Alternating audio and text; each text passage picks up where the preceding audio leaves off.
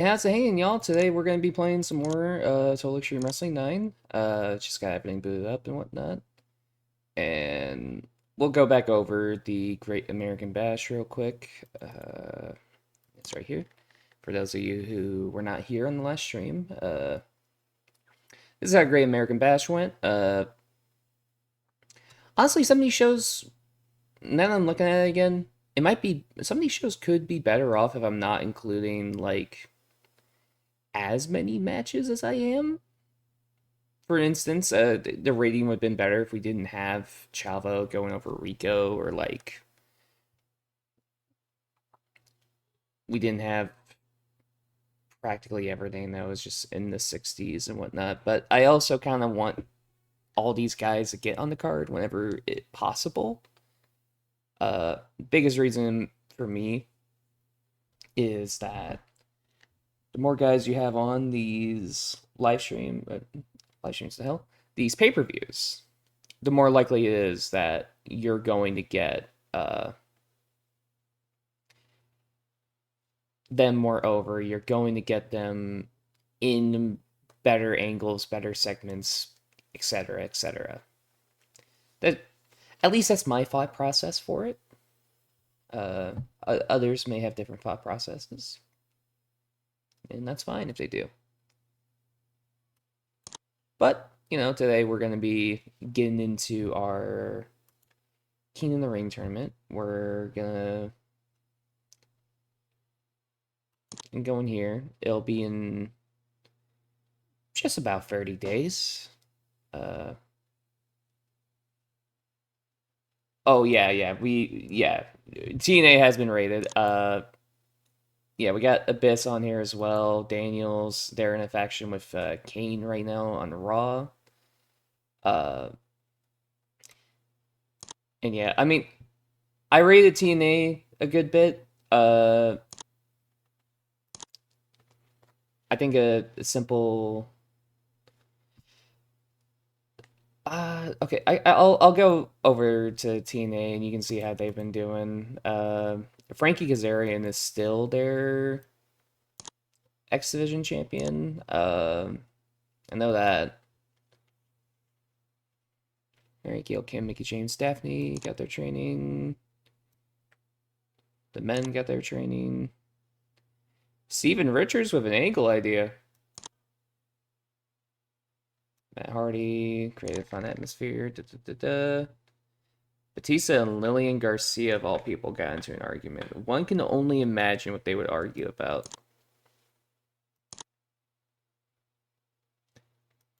I wouldn't say Frankie Kazarian's the worst X Division guy. I mean, Michael Shane's still there.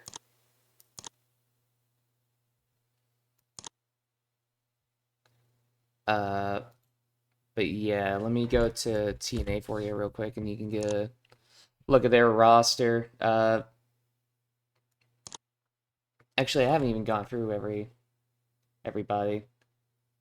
So, they still got some of the AAA guys. They got the Naturals, Apollo, April, BG James. Oh, here's a new great X Division guy, Brian Christopher. Harris is still there. Lance White, Dave Taylor, David Young. They got DEP, which, it's got like 70 pop. How much pop does Jeff Jarrett have? Oh, okay. So if TNA had any sense, well, okay, he's almost 50. Never mind. Yeah, DDP was in TNA, but he doesn't start off in TNA in the save.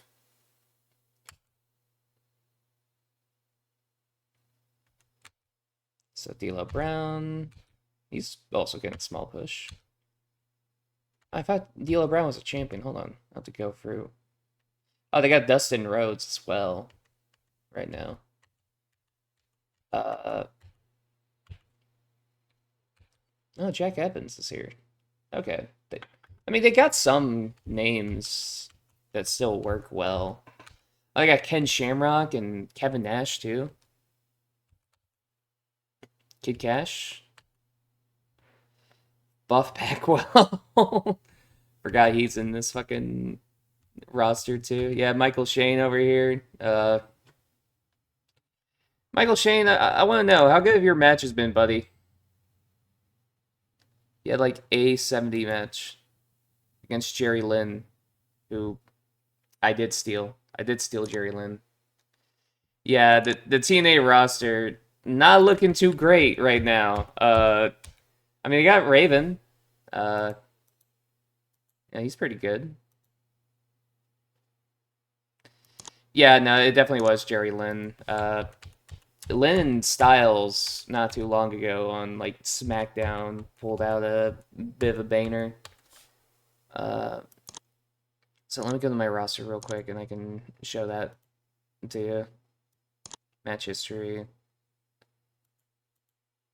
Yeah, fucking Styles and Lynn on SmackDown just casually pulling out like a fucking 79.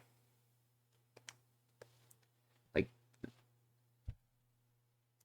Styles somehow has a fucking legendary gimmick for WWE, so I'm gonna be very good for Styles and Abyss. They both got legendary gimmicks here.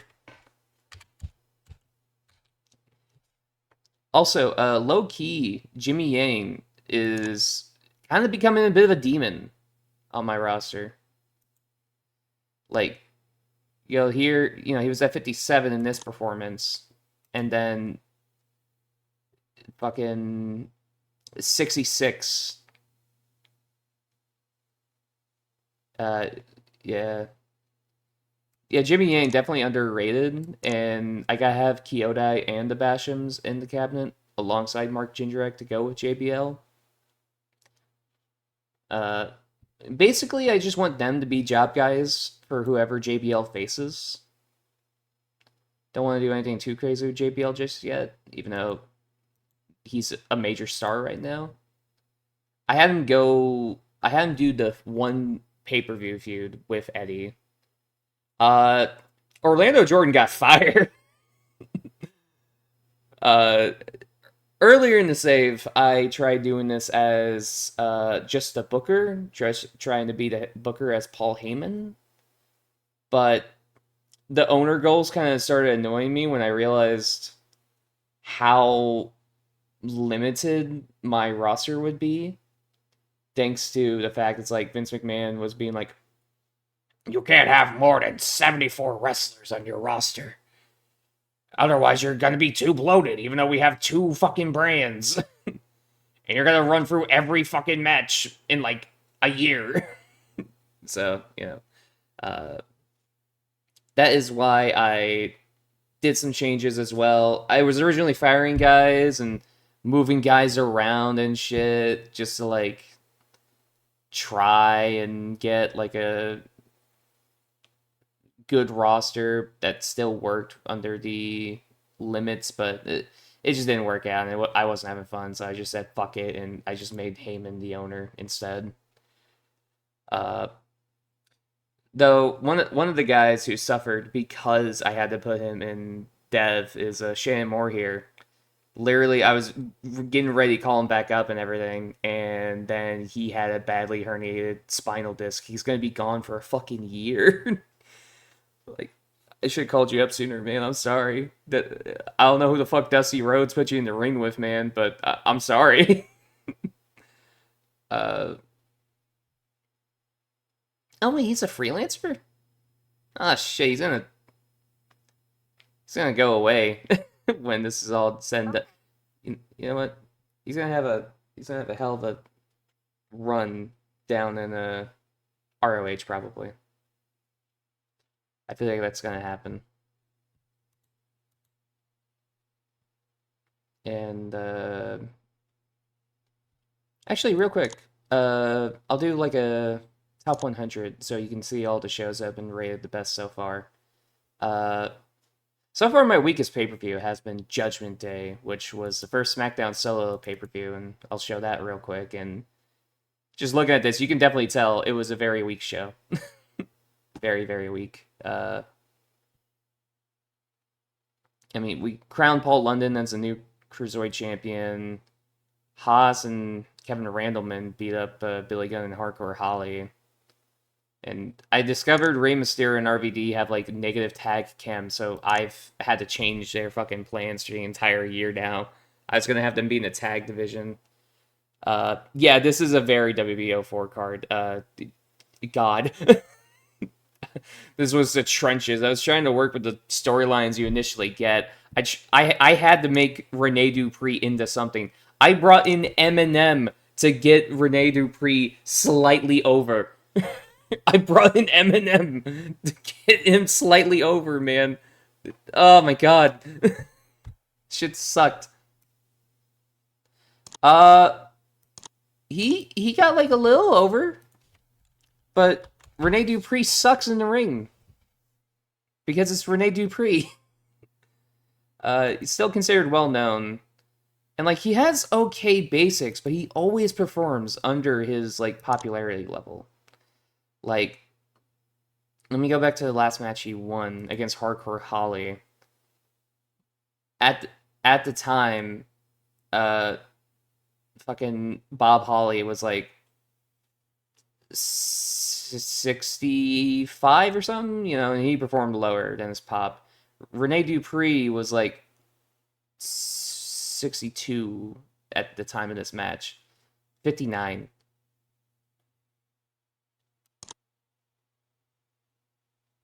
Yeah, okay. Maybe my standards are being a bit too high, being a bit too harsh on Renee, but I don't know. I got other guys on this roster that I'm looking at and are like, I'm just sitting here like, you know what? I like this guy a lot more. Like Ron Killings, I'm looking at, and it's just like Ron cuts amazing promos.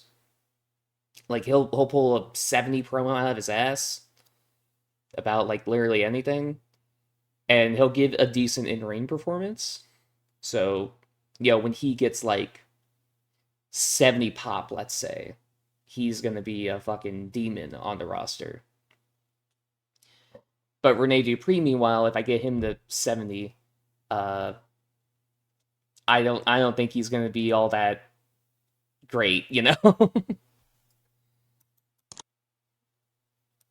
So again, I'm just very disappointed in Rene Dupree at the moment. But one guy I've been very impressed with is Shelton Benjamin here.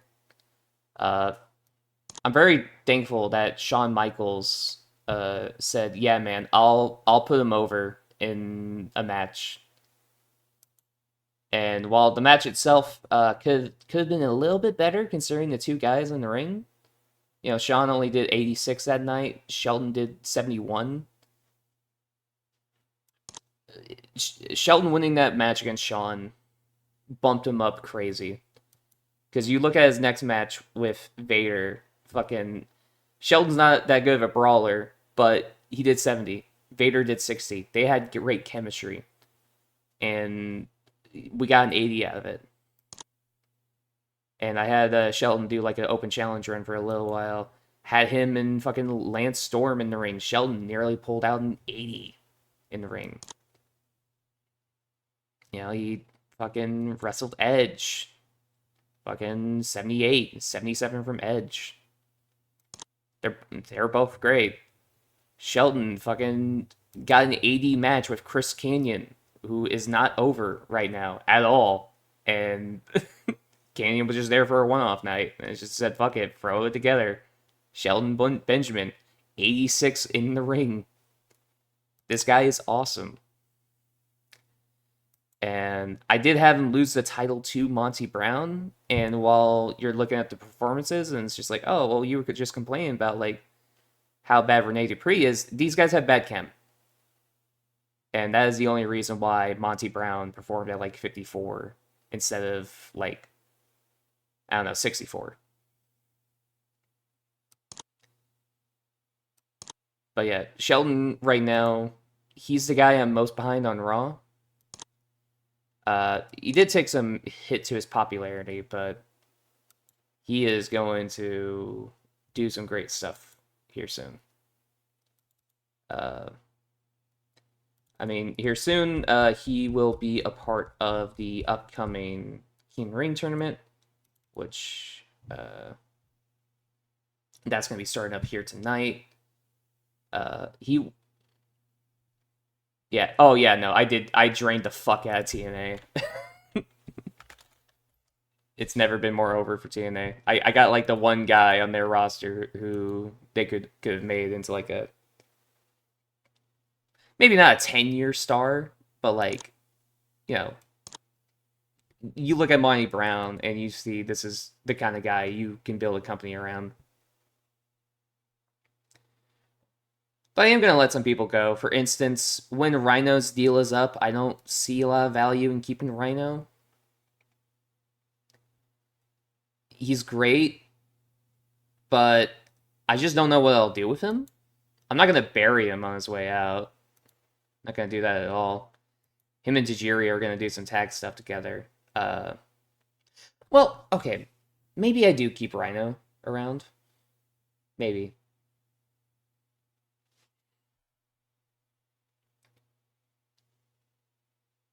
Yeah. No, that's for true. Uh,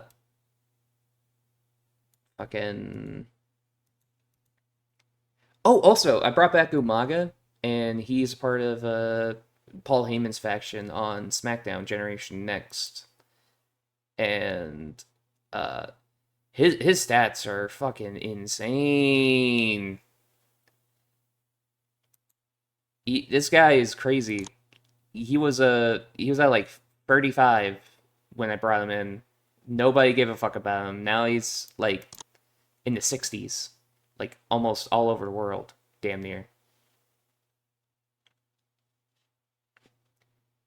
And I kind of I've been mulling this over, but I think I could do Umaga versus Taker at WrestleMania in '05.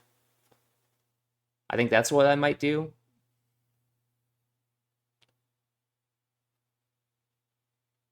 Yeah, no, he is fucking fantastic. I just didn't expect him to get like this over so quickly, you know? Like, yeah, I put him with Paul Heyman and have Paul Heyman talk for him and shit, but it's still just like, oh, okay. Yeah, no, this is what you need to do to fucking make him into a monster. Yeah. Anyway, now we're on Heat, so let me book a few matches on Heat, I guess. I don't know. It's Heat.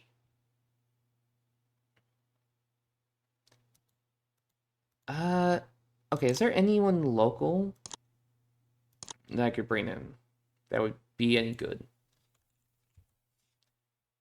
I'll look for somebody pop-wise that might be good. No. No. Okay. Never mind. I was thinking of maybe bringing somebody in for a one-nighter to loosen Nick Dinsmore, but no, I don't think that's gonna happen. Actually, let me go to teams. Just gotta make up a team of Rhino and Tajiri real quick.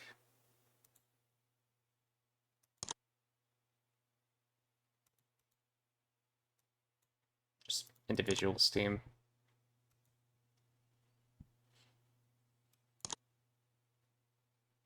Yeah, we'll just do not 1v1, but 2v2.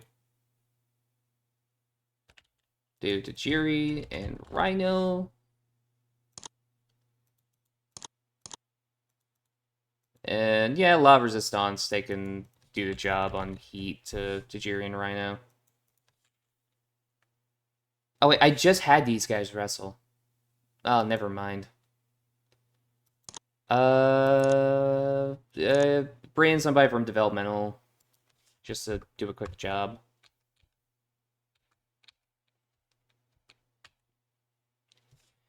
Could do like Snitsky in a fucking job role, and who else would do good jobbing?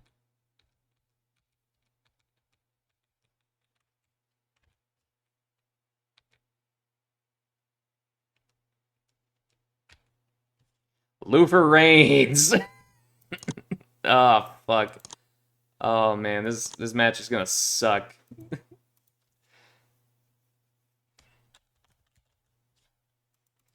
Jerry, Rhino. Okay, I found this on the web. That I was not talking to you, Siri.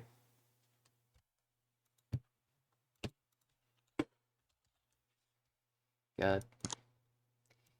Dude, Max Impact and fucking Snitsky as a team. Oh man. This is evil shit I'm booking right here.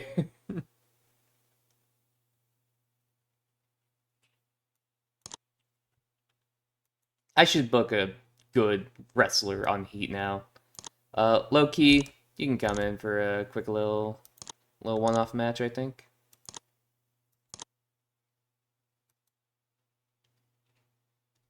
Uh, who's somebody I'm not gonna have on Raw tonight that you would kill it with? I've been having Edge lose a lot lately, so Edge will go against Loki on Heat tonight. We can make this like the main event of Heat.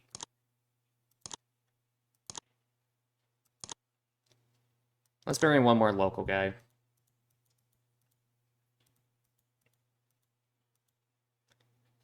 You know what, Brian XL, you did pretty good the one time I brought you in, so yeah, you can come on in real quick.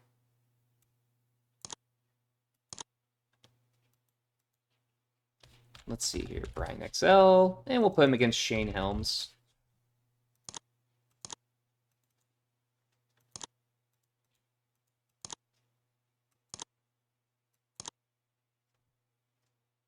Very, very meh Heat card, but it's Heat, so. Alright. And we'll have a Shane Helms is interviewed about the King of the Ring.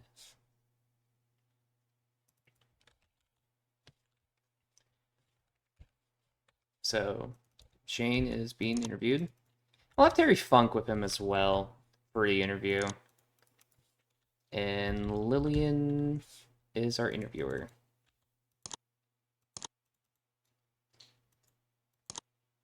Storyline development. Well, nah, just character development. Because I think if it's just Shane in this interview, it won't affect the storyline going in for King of the Ring, which, if I recall correctly, the storyline was at like a high 80, 90 maybe. Oh, it went down to 73. Ah, shit, yeah. No, I'm just using that picture because instead of doing that, I came up with a gimmick to get Shane away from the superhero thing. Because eventually I do want him to go to SmackDown and have a killer cruiserweight run. But I basically had it be that Terry Funk came in and was just looking at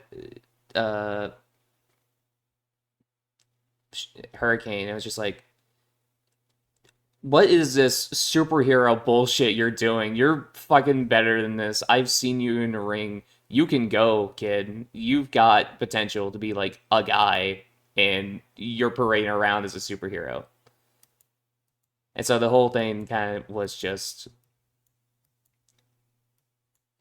basically building up the fact it's like, yeah, no, fucking Hurricane can go, and a guy like Terry Funk could see it.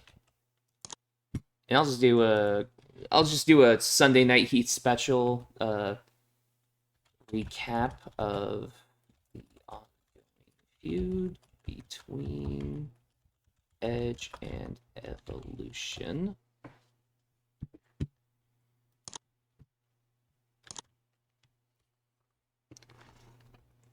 And a quick little explanation for the Edge and Evolution feud at the moment. I wanted to build up. I wanted to start building up the idea of Batista being the one to be breaking out of Evolution. Because I've set up a few things with Monty Brown kind of being looked at by Triple H and Ric Flair as like, oh, you know, this guy's pretty interesting. And I already have that going, and I want to do a few things where it seems like, oh, hey, Batista isn't fucking with Evolution anymore. And so we can go into a Batista versus Evolution program where Monty Brown beats him and joins Evolution. Just what I'm thinking anyway. I need to fill in some time, so we'll do a Rhino and Tajiri interview. Backstage interview.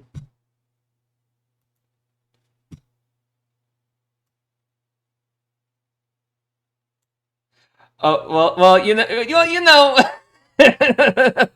Hey, listen, you'd be right, but this is TEW. I could just pretend that Triple H would actually look at someone of Monty Brown's caliber and go, "Oh yeah, I like this guy." We'll say caliber to not be too mean to Triple H.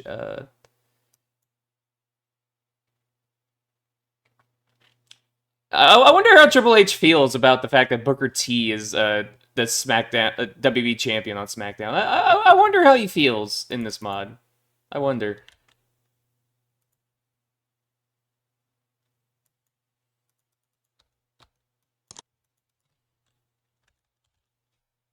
Rhino being interviewed. Opinions, yeah. We'll call them opinions, yeah.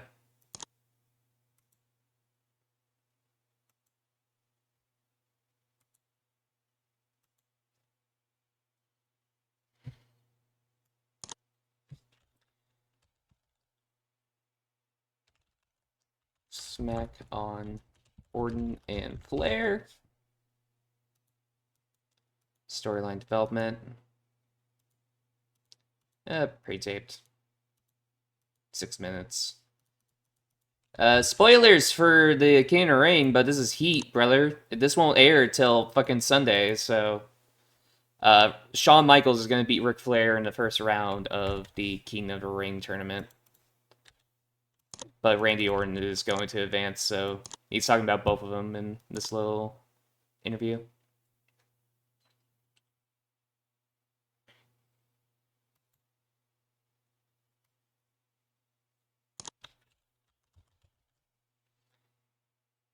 Edge calls out H, tells him that there's a reason everyone's turned on him.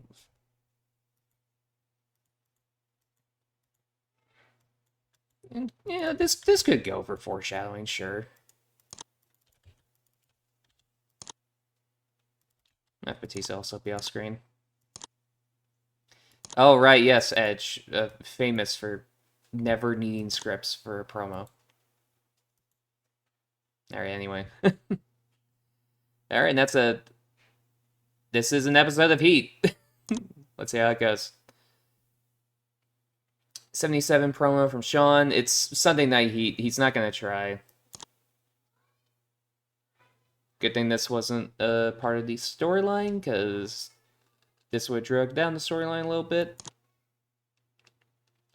No, Shane Helms carried Brian XL to a 60 rated match, so, pretty good. Pretty good guy. The Rhino Tajiri promo got what I expected it would. Fucking 50. But they performed way better in the match. Fucking Tajiri out here, 66, Rhino 60. The crowd did not give a shit about this, though. They did not fucking care. I mean, you had Max Impact and Snitsky. That's Luther Reigns. Oh, the hype video lost fucking Heat? Damn. That sucks. At least the Edge promo was decent. Tried a little bit. And Edge and Low Key had a pretty okay match. Could have been better though. Honestly, like I feel like the segment rating deserved a little bit more, but maybe it's just the fact that low key is, well, like 20 pop. That kind of fucks. Yeah, I I don't have a lot of plans for Mr. Lufer Reigns. If you can believe it, we are not using that. I don't. If anything, it's like a big gamble. I'm not using it. Oh, near certainty. All right, cool. Can I get any good character ideas? Okay, I got one. And I got two.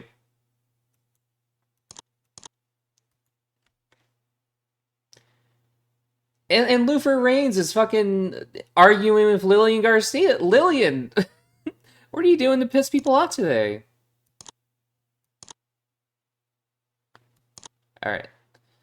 Oh yeah. Also, I pulled off the most ballsy move I could last week, and I had Christian go over the Rock. They have like no chem though, so that's why the match was kind of ass, to be honest. But got Christian over to like fucking 80 pop right now. Christian, there's a lot of temptation for me right now to make Christian become my world heavyweight champion.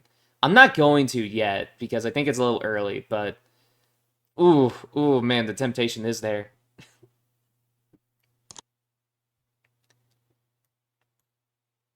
All right. So okay, I think I know which Canary matches I want to do. This one, they're both baby faces, but I think they would tear the house down anyway. So we're gonna do Jeff Hardy and Shelton Benjamin, and Jeff is simply gonna win. Just a good old babyface versus babyface match. We'll do Shawn Michaels and Ric Flair tonight as well. Thinking we just do like 2 first round matches in the first week.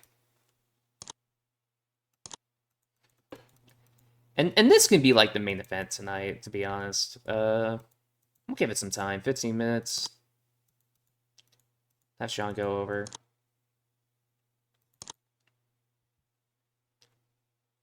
Nah, we don't need to do a botch interference angle.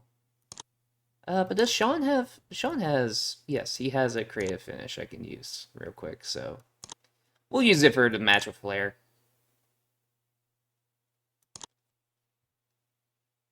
And yeah, those are the King of the Ring matches we're going to do tonight.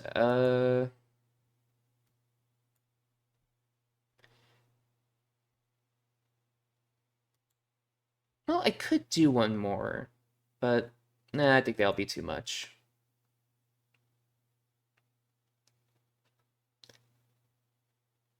So we'll do a women's match tonight. Let me look at all the heel women. I could have Mickey, or well, no. Should have Lita wrestle tonight. So we'll do Lita. Maybe Lita versus Jazz, because I do need Wild Brawl. How good are you at brawling, Lita? You're not good at all at that. Never mind. So then we'll just do Lita and Daphne. Simple match. I'm gonna have Lita go over.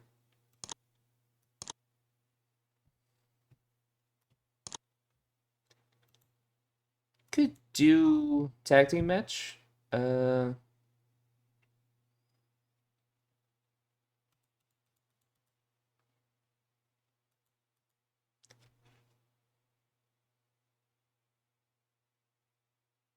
Oh, okay, I have an idea. This match can be like a preview, quote unquote, for the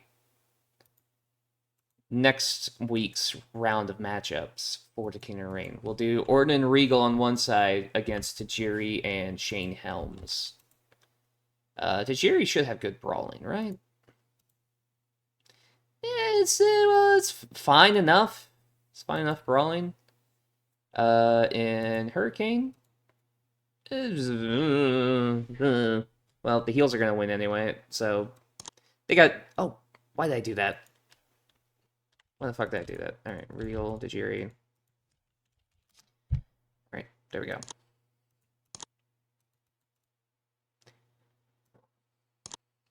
And we'll have Randy Orton just simply win.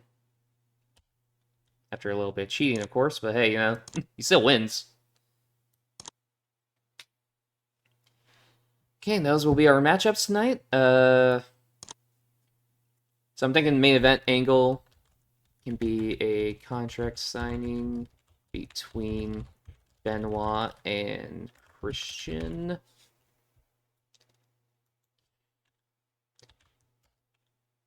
Eric comes out to introduce the two men who will face off at Keenan Ring. Quick little 3-minute thing. Eric Bischoff getting a promo. Then we'll have Chris Benoit off screen. And then Christian off screen as well. Storyline development, save details, and new copy. And then we'll have Christian cut promo. My Benoit cut the promo. And Eric Bischoff, segment host.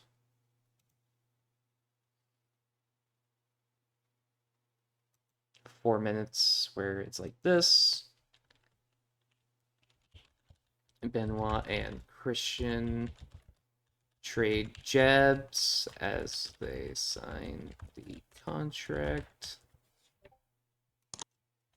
I put my phone on silence.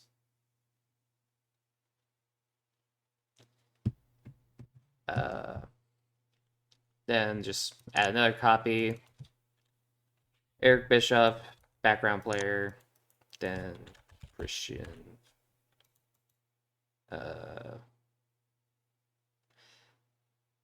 You know what? We can say just fighting. Never one of them ends up being the victim in this scenario.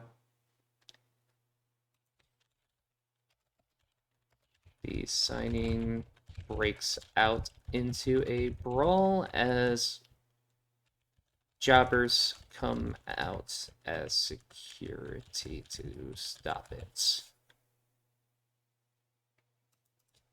And all the guys we just had on Heat will make an appearance here. Just, yeah. Bring them out here real quick and just have them possibly gain like a small bit of pop. Oh, yeah, okay. Well, Eric, if you don't want a script, I'll trust you without a script tonight. I probably shouldn't, but no, do it anyway. And so then we can do Ric Flair cuts a promo on HBK, calls himself the greatest wrestler alive. 6 minutes backstage promo from Ric Flair. Just, it's Ric Flair. I trust Ric Flair to cut an amazing promo.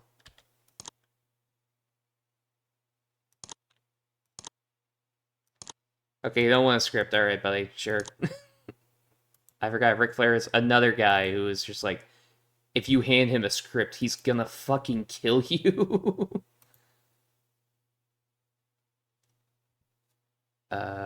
Let's see here.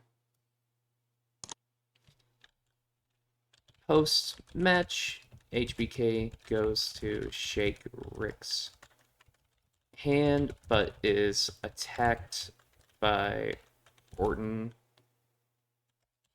Flair joins in. So, simple angle. Sean was gonna try to be a good dude about it, but it's Ric Flair and Randy Orton. Come on.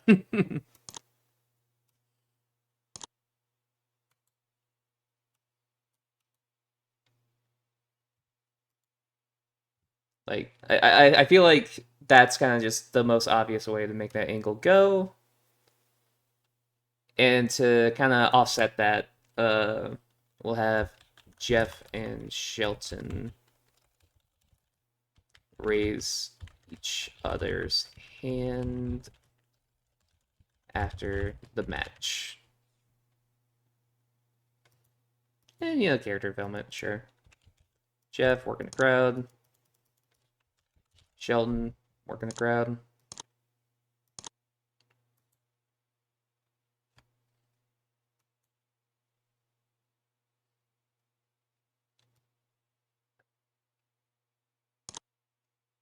And before that match, we'll have a backstage thing. Backstage, Shelton is being interviewed when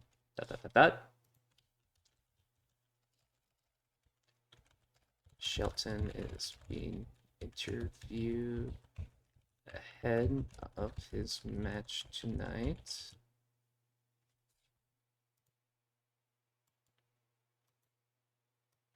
Guess this is gonna be storyline development, sure.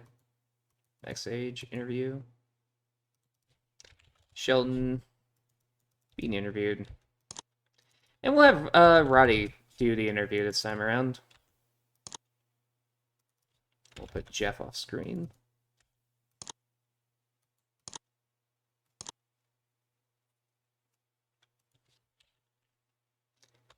Monty comes into frame. Says that Shelton is going to lose just like he did last week.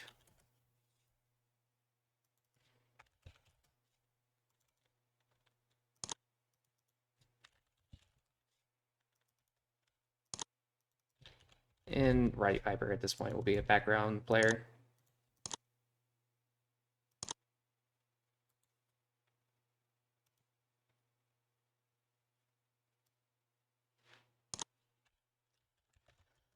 Post-match, Lita and Trish have a war of words.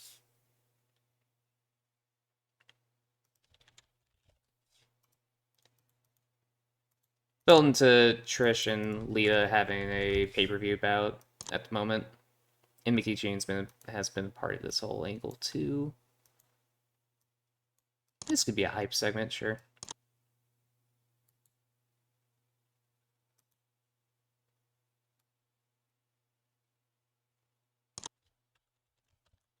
Batista and Triple H are talking backstage. Batista seems unamused with Hunter. 6-minute segment. This could just be an angle where we have a bit of a tease here. Okay, yeah. Right. Of course. Don't give me a script, or I'm gonna fucking kill you.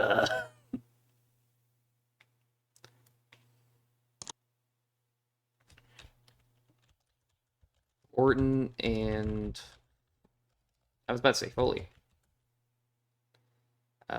Orton and Regal bond with each other over their hatred of Foley. Says they'll win tonight and next week.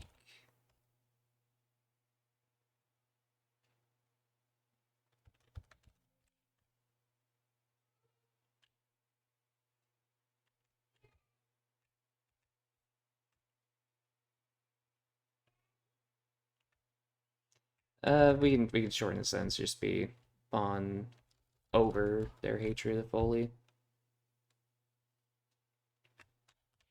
Just so we can have everything fit in. 6 minutes, little backstage, storyline development, sure. Randy Orton, character development. Same for Regal. Then we'll have... Oh, no.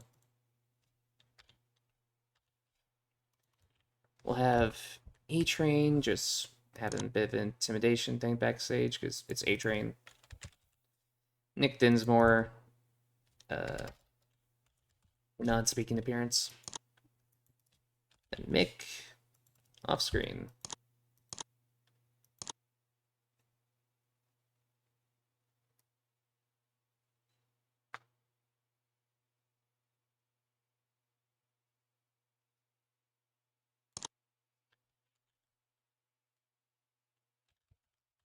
The Rock opens Raw.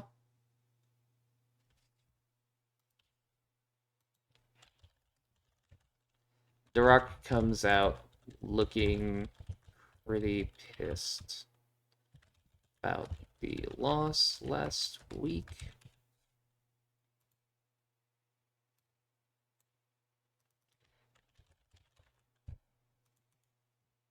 This is going to be The Rock talking smack on Christian, who for now is going to be off screen.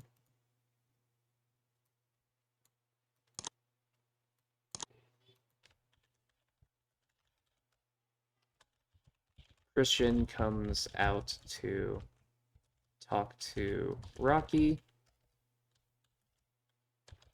Rock says next week he'll get his hands on Christian with Benoit.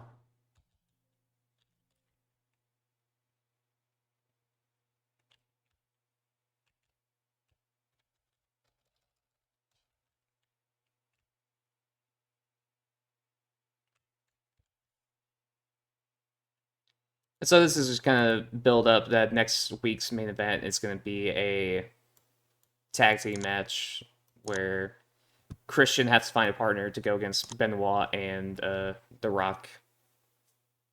Okay, we got to 125 minutes.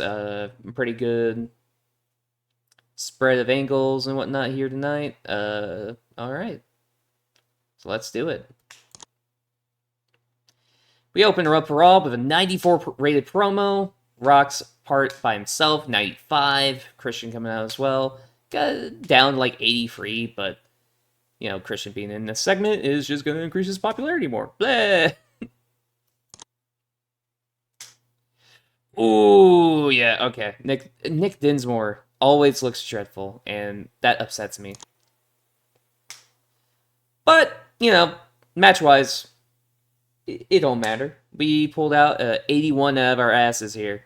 Yeah, Hurricane and Tajiri aren't that great brawling, but, you know, outside of that, pretty damn good match. Batista and Triple H just casually pulling out an 85 segment here tonight. This is the only Triple H we're getting tonight, too. So, you know, I'm having mercy on the 04 fans. Oh, Leah and Daphne don't click. Ah, that's a shame. Well, and now I know this isn't going to be a feud. The storyline idea was a failure? Oh. Damn, that sucks. It's like a near certainty, too. That's fucked up, actually. Alright, the Shelton interview part itself was a 75, but then when Monty Brown came in, it... Okay, I don't know. Am I back? Am I back? Okay, I think I'm back. Hi. I don't know what happened there. OBS kind of shit itself for a minute there. Sorry. Anyway, contract signing got like a 83, and it's fine segment. Close out Raw. It's okay. Could have been better. I find myself saying that a lot about like any Benoit like promo angle, which is kind of on me for letting Benoit do promos. But 86 overall for Raw. Can't ever complain about 86. The only thing. Oh wait, it would have been better if. Wait, hold on. fans were slightly disappointed that more storylines furthered during the show didn't have dramatic stakes. We had the King of the Ring. We were doing King of the Ring. What do you mean dramatic stake? Whatever. Well, now in America, we are like everywhere over 80 now. Same for Canada. And in almost all of England or UK. Whatever. Getting more popular every week, baby. Hi, Tomohiro Ishii. Hi, buddy.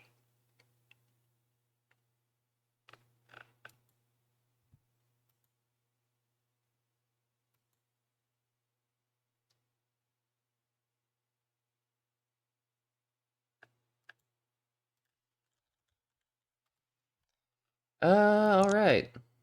Oh, incident with Randy Orton. Steroids. Steroids. All right, gonna give you a fine, buddy.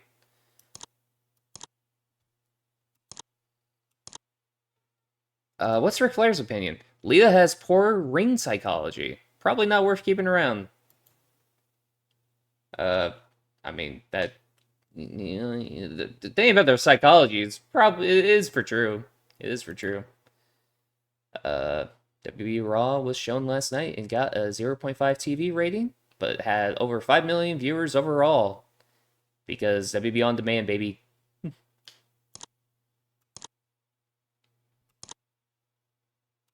And let's see what TNA did for Monday. Pre-show, Brian Christopher and David Young defeated Team AAA. Raven defeated Heavy Metal by DQ. Why are you doing a DQ finish with Raven? Oh my god, anyway. Well, Kevin Nash promo, 76 is fine. Marcus Bagwell and D'Lo Brown defeated, with Apollo, defeated Conan and Aggressive Tendencies. Who the fuck is Aggressive Tendencies? Eric Watts and the Amazing Red. Fuck no. Amazing Red, I am so sorry, man. I didn't want to steal Red because I felt like if I stole Red, then it's just like, they got nobody. Here's the right X Division wise, but it's just like, maybe I should steal him just so he doesn't have to deal with this bullshit. Maybe I should get into a real fucking company.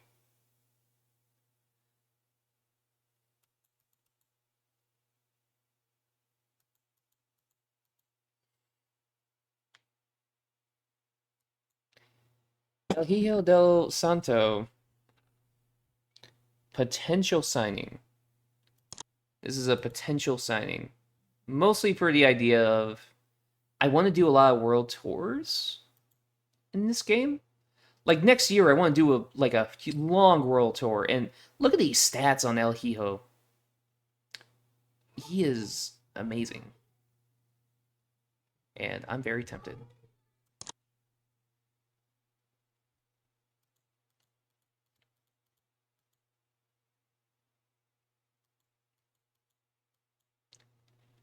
Oh, and also Psychosis.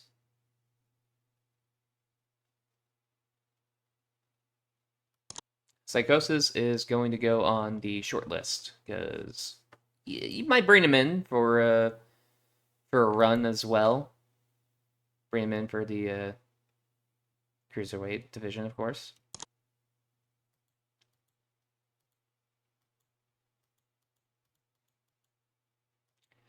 New Japan got Claudio for a bit of a tour. Okay, I fuck with that. I fuck with them doing that.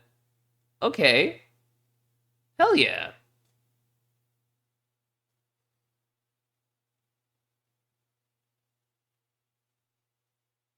Claudio's going on the short list too. A couple years down the line for sure. Gonna consider signing him. But yeah. And real quick, let me just see. what some of the other guys are looking like pop wise. Who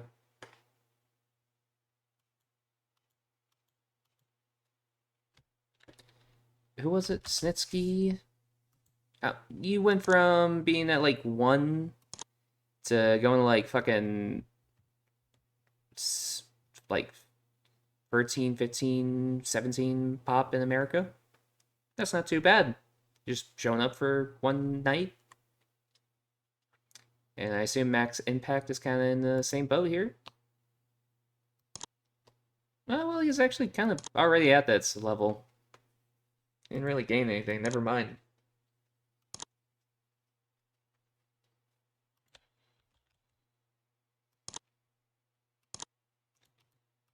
I think I might call up Sean O'Hare at some point. I'm not sure when exactly, but I do want to bring him up. I do think Sean O'Hare would be awesome.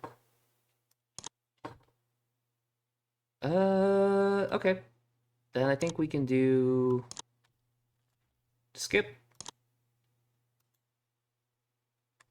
Let's do a show in the Mid-Atlantic. Why not? We're in Kentucky. Tonka wants to do a one-night deal. Sure, man.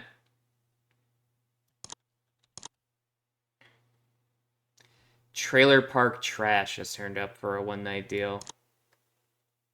Sure.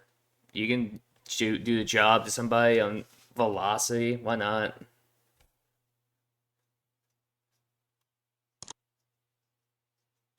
Tommy Dreamer and RVD create a fun and relaxed atmosphere. Uh, by singing karaoke. Yeah, all right. Kevin Randleman provide a bunch of drinks for everybody. Oh, cool. Nothing too crazy going on. Let's pull a rib on somebody. Pull one in Styles. All right, AJ Styles fought the rib was pretty funny.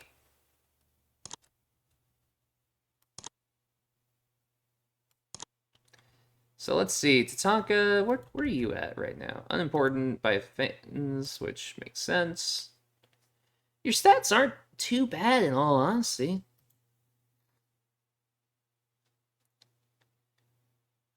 Oh, we literally brought you in already not too long ago.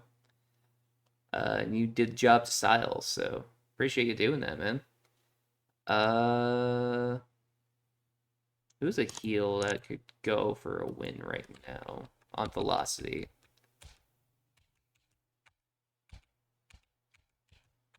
I'm thinking maybe Mark Jindrak.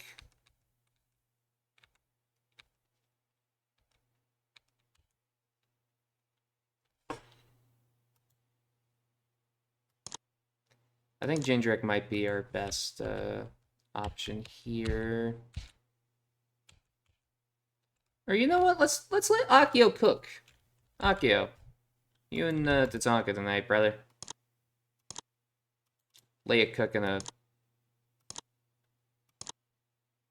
solo match. See how the fans take to you on your own.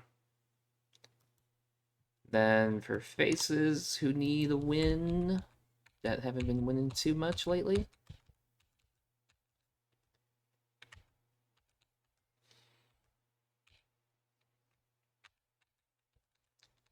Uh, yeah, Jerry Lynn can go over the trailer park trash. Sure.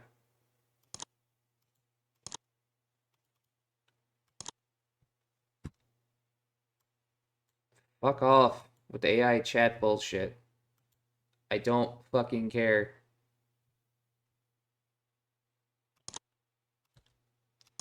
Yeah, Jerry Lynn dominated as well. I should say Akio should dominate too. Fuck it.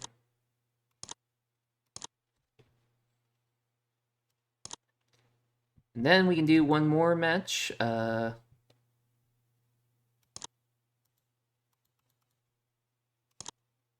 Let's bring up somebody from our developmental brands. Let's see here. Who's a good babyface that we got down there right now that could go for a bit of a pop boost.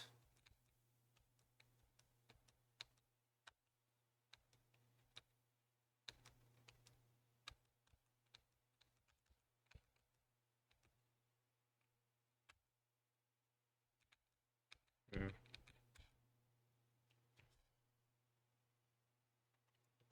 Let's bring in Kirby Mac.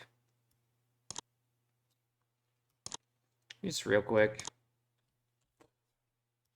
I can have Kirby Mac go against one of her heals.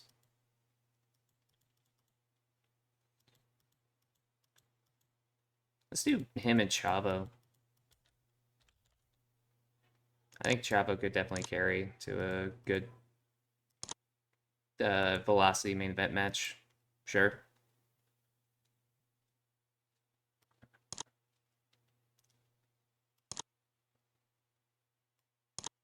Let's do a few segments here on Velocity. Do a interview segment.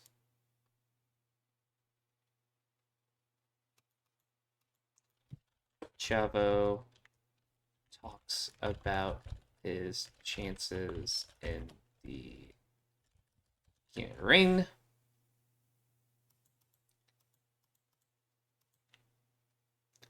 This is gonna be Chavo just gonna promo. Nothing crazy, none.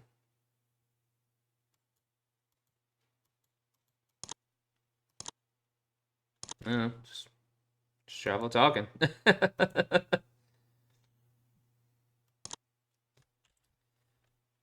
We'll have a promo from Cena on Velocity as well, talking about the King Ring.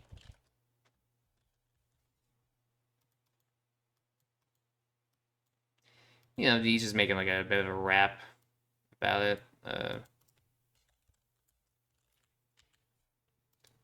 Got a promo. We could put Chavo on there as a... No, not Chavo Classic. Chavo off screen. Mark Jindrak is off screen. Ron Killings off screen.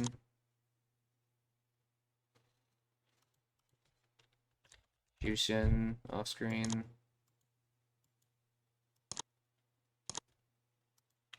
Just say these are guys he just mentions in like a little rap.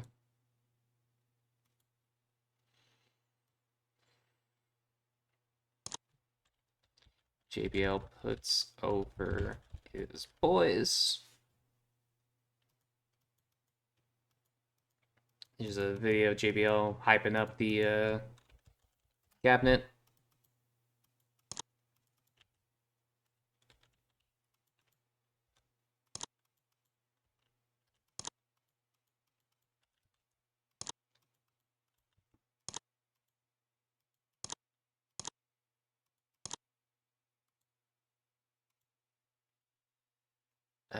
Let's see here. Could do one more Velocity segment. Well, two more. Jerry Lynn says that he wants to face Styles once again. Says he can be a champ. 6 minutes, little interview with Lynn. Sterling, we'll put AJ off screen. Jerry Lynn being interviewed. And we'll have Mean Gene do the interview. I haven't had Mean Gene do one in a minute. Then we'll have Velocity open up with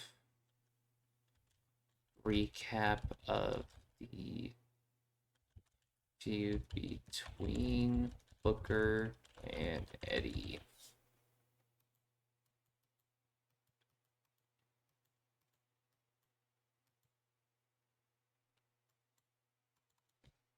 Booker T.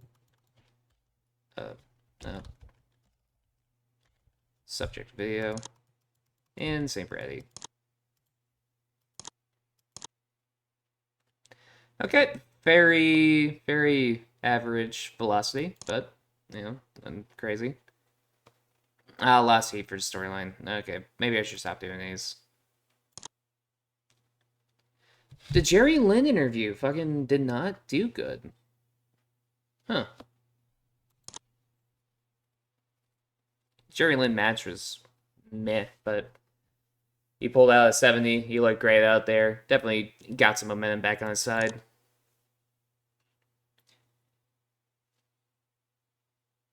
JBL cutting a good promo out there. Good, good, good. Akio now pulling out a 63 out of his ass. Got a better match than Jerry Lynn did tonight, I think. Or is at a similar level. Cena cutting an 80 level promo. It is John Cena. And this is why Chavo did not talk about anybody. He had 55 for his promo. Then 56 for the match itself, but he performed at 66, so. 67 overall for this episode of Velocity.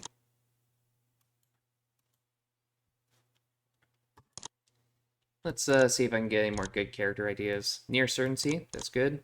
Bit of gamble. Likely. And bit of gamble. Okay. Probably should have saved that last little bit.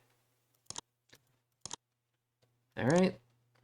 And before we get into things, I want to see how many guys we can help out momentum-wise. So I know Jerry Lynn just got a big win, but we'll give him one of these character ideas. Right, he's out there now. Tori has some pretty bad momentum at the moment. She's back up to cooled. Lance Storm, we'll give you one of the... Oh, no! Oh, it's Storm, I'm so sorry. I'm gonna... He stays at Chile after getting a successful one? Are you fucking serious? Lance Storm, I'm sorry, man. I should get you a win.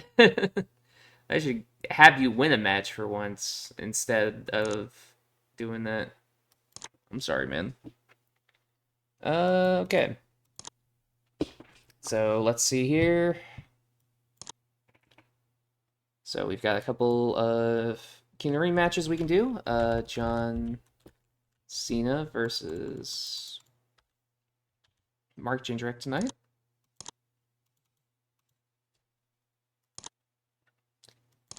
This can simply be a wild brawl. Doesn't have to be anything crazy.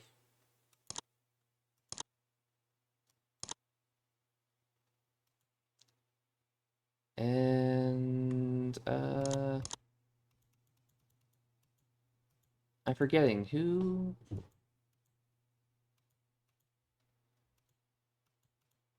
Oh yes, now I remember. We were gonna do Ron. No, it's not Ron versus Jamie. It's Ray and Jamie.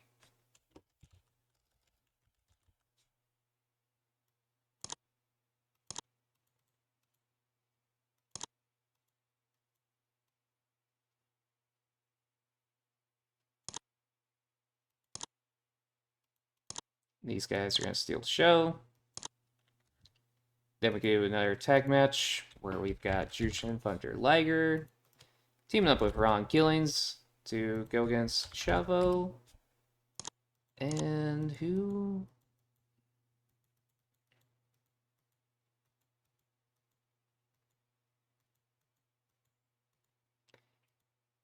Chavo and JBL.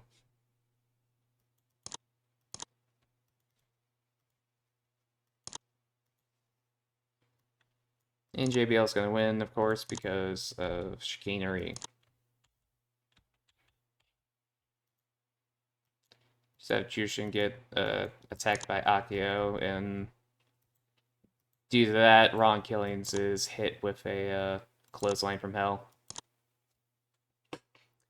There's a very simple booking, but it works.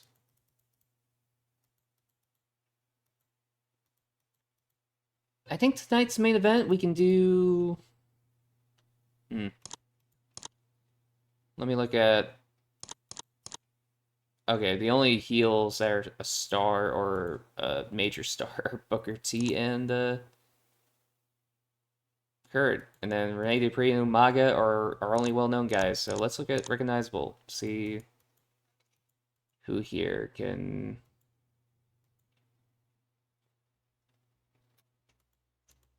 Huh. I guess we can do Charlie Haas versus Undertaker to kind of keep that storyline going.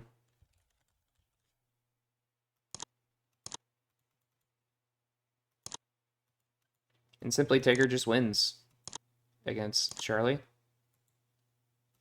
Okay.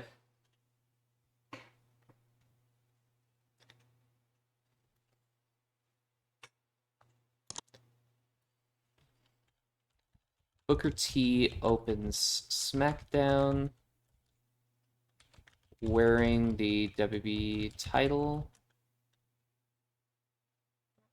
over his shoulder. Booker T mocks Eddie, says that Eddie was a transitional champ for him.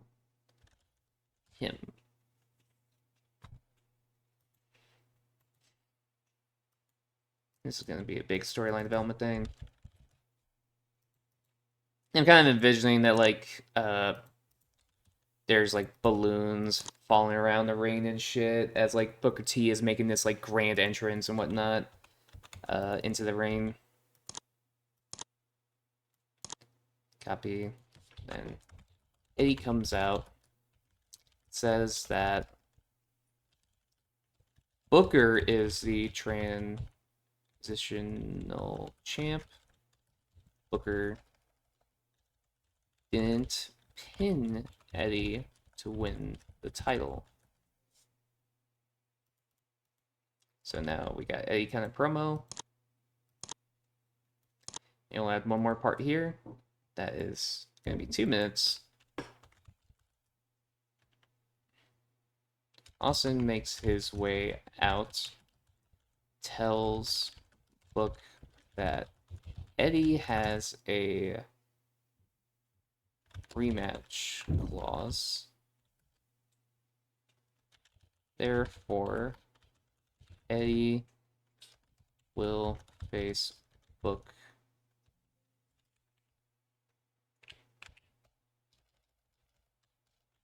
so at King of the Ring. Ah, God damn it.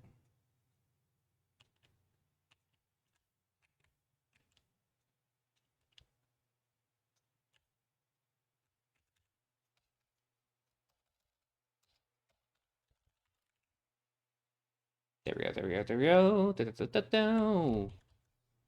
Got out the pit. Got out the pit. Steve doesn't want a script, so best of luck, Booker and Eddie.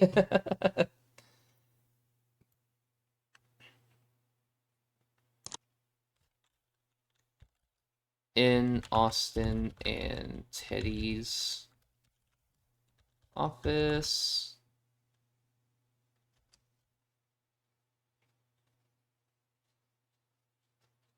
Sorry, my nose was itchy as fuck.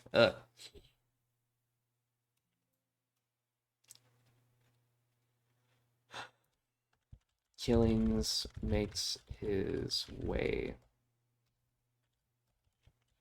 inside.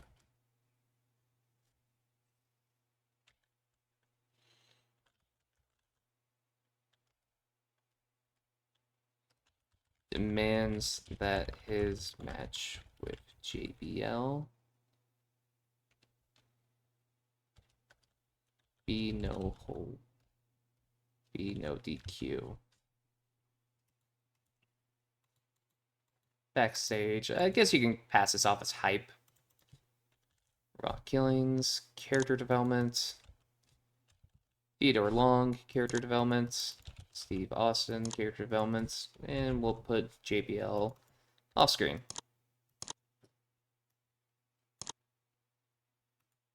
Oh, right, yeah.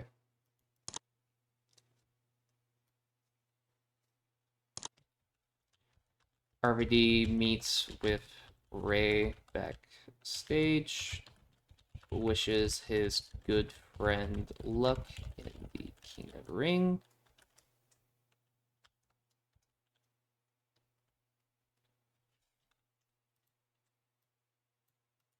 This would be backstage, character development thing between these guys. Bam. Bam. Bam.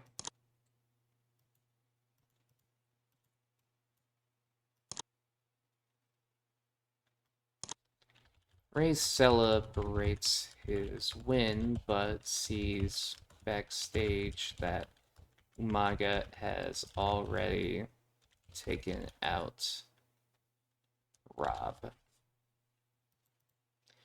And so while this is going to be a thing in the ring, I imagine it's like on the Titantron, right? Ray's in the ring and he was celebrating with the fans, but he sees footage from the Titantron of like Umaga having fucking killed RVD.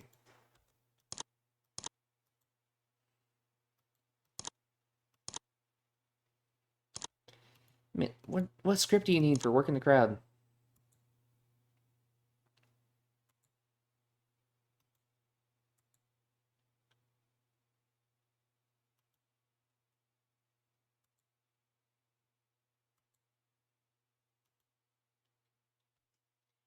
All right. Anyway, fucking.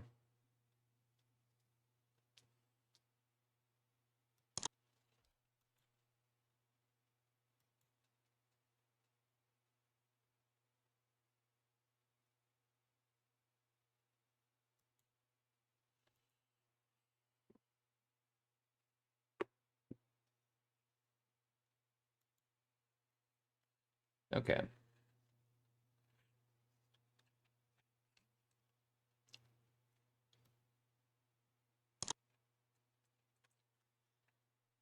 All right. Then fucking. We'll do a Cena rap promo on Jindrak and other King of the Ring contenders. Very similar to what happened on Velocity already, but I don't fucking care. John Cena, cutting the promo. No, not comic relief, cutting the promo. Mark, off screen. Chavo, off screen. Ray, off screen. And JBL, off screen.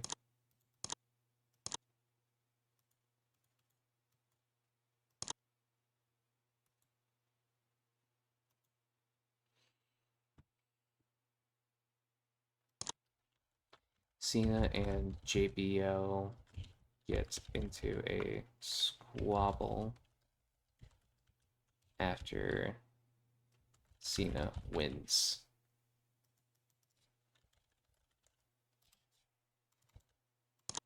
Yeah, these guys are just gonna fucking brawl all over the arena.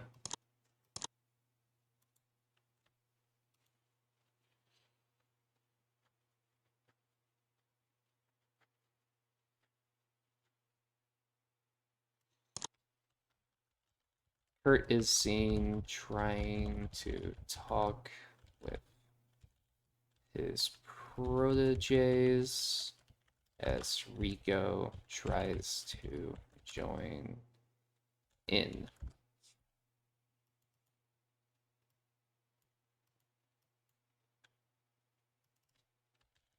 Kurt, character development.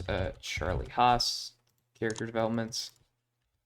Kevin Randleman, character development. And Rico is comedy. I'm kind of envisioning this being like Angle is trying to give Charlie some advice about his upcoming match against Taker. But then Rico gets in there and kind of annoys the shit out of him. And we'll return to that in another segment before the scene arrives. Kurt is still being followed by Rico. Kurt gets annoyed and nearly breaks his ankle. I guess this would be still kind of comedy, where you have Kurt, character development, Rico, comic relief for the first part, then copy part 1, where Rico is victim and Kurt is the attacker. Alright, whatever, Kurt. No scripts.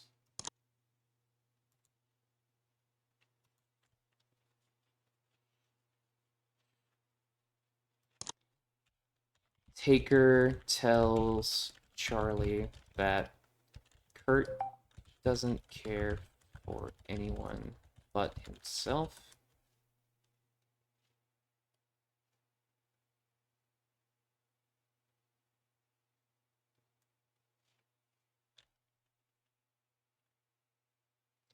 Charlie would be better off alone.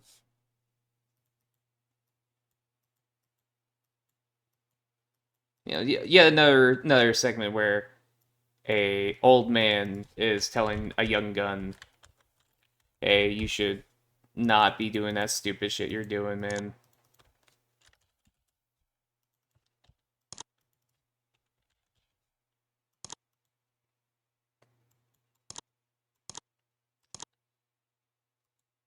It's a very common trope, I guess, for my booking to have that sort of thing happen.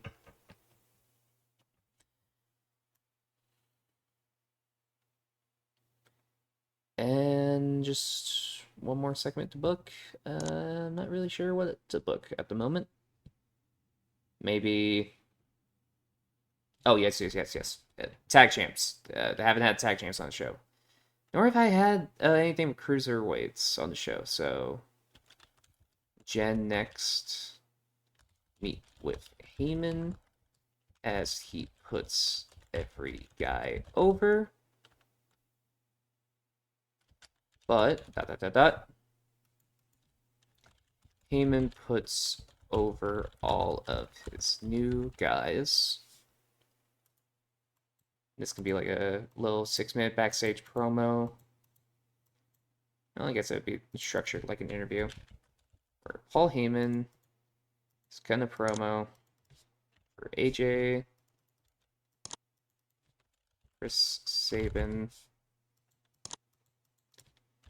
Elix Skipper, Umaga.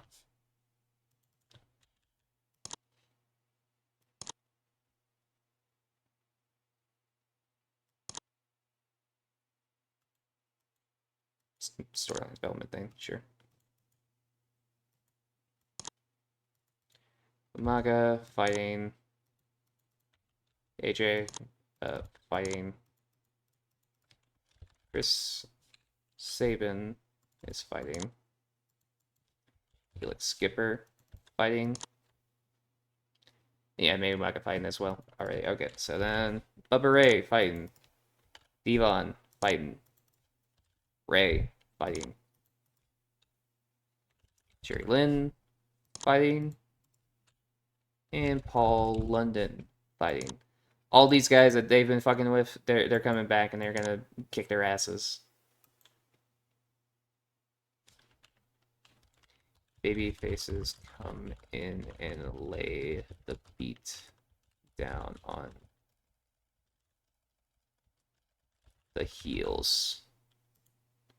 Oh, but I should make Paul Heyman a background player in this segment.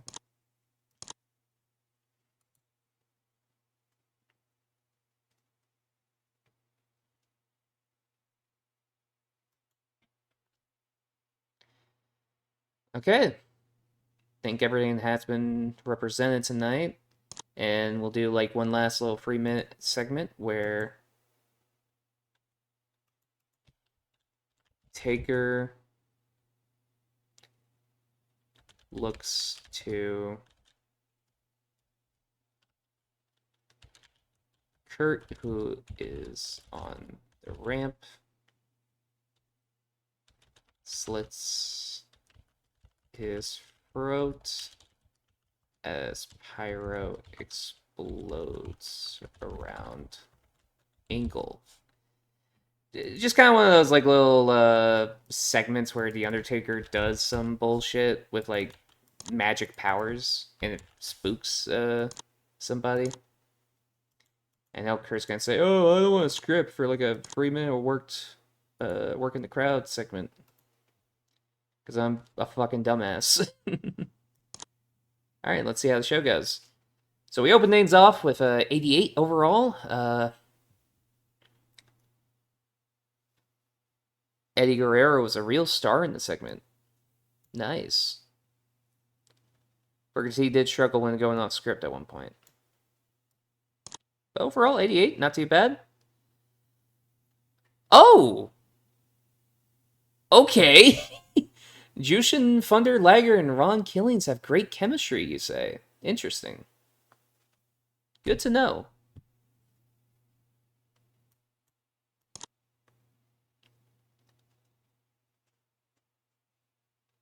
Ron Killings did a pretty good job in this promo. 84 overall, even with Theodore Long underperforming.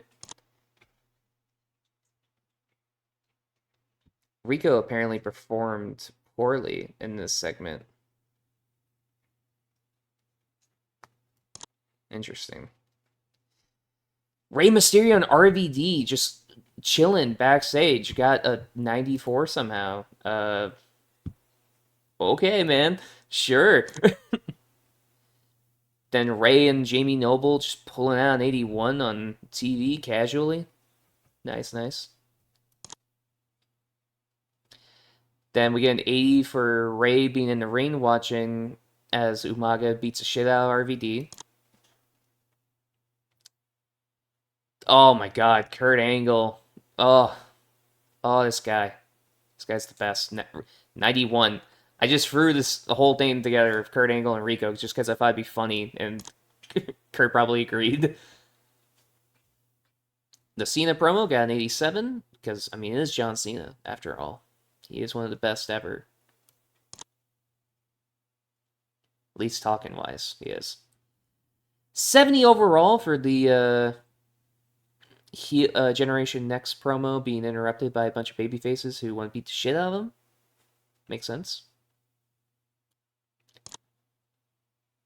Then a 64 for the John Cena and Mark Jindrak match. Yeah, that's about right. Mark Jindrak with a 40.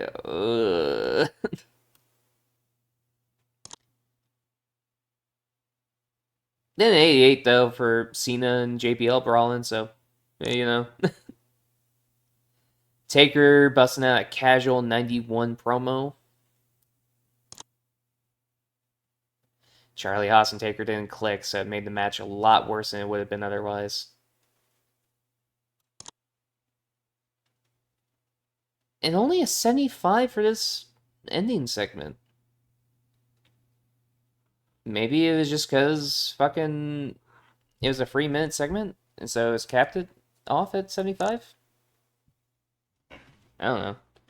But overall, SmackDown got us 85, so it's alright. Could have been worse, could have been better. Very Bane average episode. 33, 333, or not 33, 39. Fuck. Blah, blah, blah, blah, blah, words. 339,000 for this episode. Everything looks like it did alright. Ratings wise.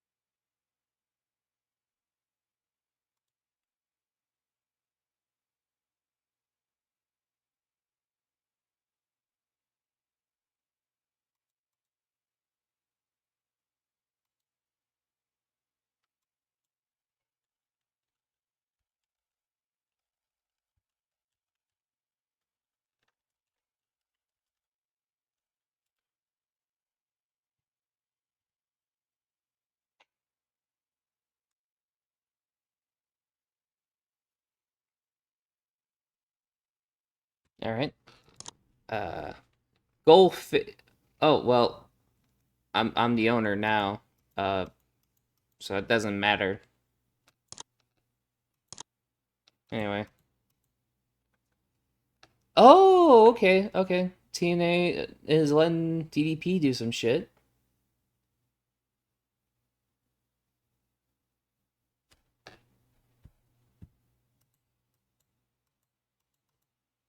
DDP going to 0-1 is kind of fucking crazy. Hearing that, just like on paper, just like, what the fuck? 0-1? Okay, let's have a look at some things. Let's see. Christian, did you go up by being in those promo segments? No, not really. You're about the same. Which I mean, it's fine. We're building up heat storyline and everything, brother. But thought you would have gotten a little bit more.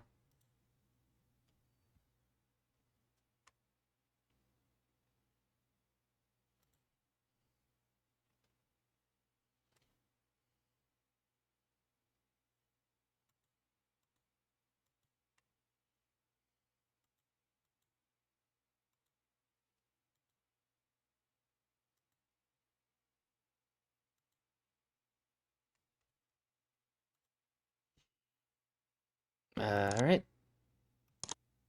Let's go ahead and do some simulations so we can skip to the next booking.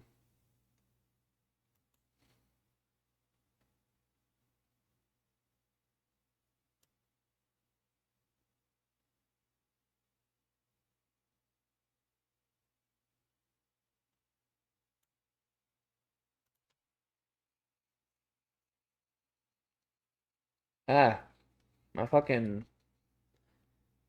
the top of my mustache was like itchy.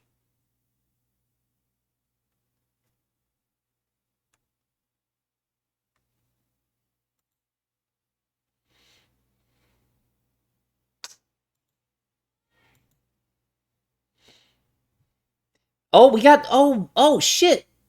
We got the halfway point of the year. Okay. So yeah, let's go ahead and look at this. Oh, this is exciting actually. I forgot this was that period. So the male wrestler of the year so far. Who else could it be? Shawn Michaels. Like Shawn is the greatest. Average. Let's see his average. Average rating is an 86. His highest is 99. It is Shawn Michaels. He is the greatest to ever do it. Like on a random episode of Raw, he pulled out a 91 against fucking Matt Hardy, and he is doing fantastic. His match with Flair should have been better, but it's fine. Company years so far, obviously WWE. Uh, it's not like I have too much competition right now. Female tag team of the year is Tako Inoue and Rai Tamada. Male tag team of the year though, Hardy Boys. Hell yeah, brother. WB has the match of the year currently, and it is from Bad Blood, where Christian defeated Edge, Randy Orton, and Shawn Michaels. Show of the year so far is Bad Blood as well. Male Young Wrestler of the Year right now is Randy Orton. And if you look at his match history, you can definitely understand why. He's averaging currently 84. He was a part of that match of the year candidate so far. And his lowest rating so far has been a 72, which is when Shelton beat him for the IC title, because unfortunately they have bad chem. Meanwhile, Randy's first match was against Terry Funk. That was an 80. And then his first match against fucking Mick Foley was an 88. Uh, and yeah, he only ever had like one match that was lower than an 80 after the Sheldon match. So for the most part, he has not been hitting below 70 even, which is more than you can say for like a lot of other guys right now. Female young wrestler of the year, uh, Meiko Satomura. Considering she's doing that good, we are going to put her on the short list. And I just want to see what's your match history so far. You're averaging 53, your highest is 60, and your lowest is 46. Okay. Male veteran wrestler of the year so far is Ric Flair. Honestly, yeah, I'm not that shocked by it. I mean, he's been having some low key bangers too. He had one match that was below. He was at, and the one match with Shelton that was 70, and it's either been the lowest is a 70. Everything else though, it's like 80, 81, or 78. And that Shawn match should have been like way better. Female veteran wrestler of the year is Shinobu Kandori. Female wrestler of the year though is Joni. Interesting. What's your average? 67? Oh, she's having a lot of bangers though. Fucking 76 for one of them. I could do some more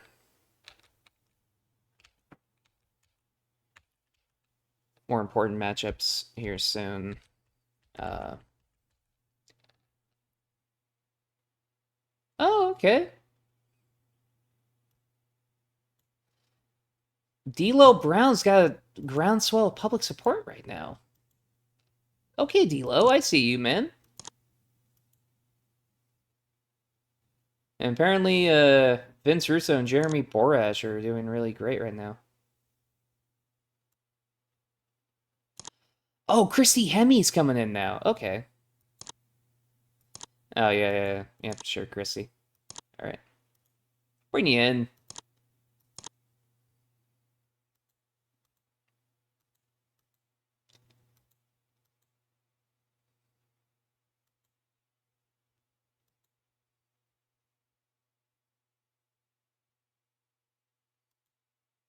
It's because she's a freelancer. Right.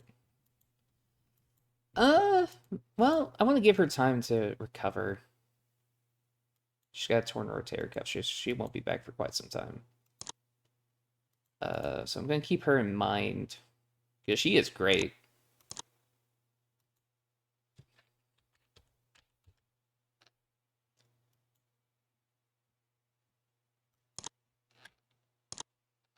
Ah, right. Yeah. So Scott Steiner is officially back. He'll be going to TNA, I imagine. Oh, how did NXT do? Hold on, I want to see. What do they do on this show? Snitsky, Christian York, and John Morrison defeated the Major Brothers and Maven. Oh, God. It's weird to see a match where Maven is the best performer. Oh, this is fucked up, actually. Jomo doing a 34, though. Ain't that bad. Kenny Omega and Kenny with a 47 in Dev? Okay. I see you, Kenny. Jomo got a promo that was 43. And then Colt Cabana, 34 promo. It's fine.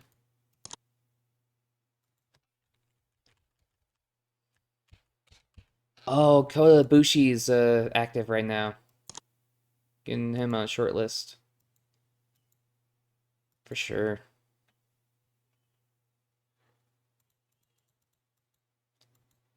Kota Ibushi. Ooh. You are going to be so fucking tempting. Oh, wait. Did it say he's loyal? DDT Trueborn. So if I tried to sign him, yeah, he won't do a deal with us. Ah, fuck. Okay.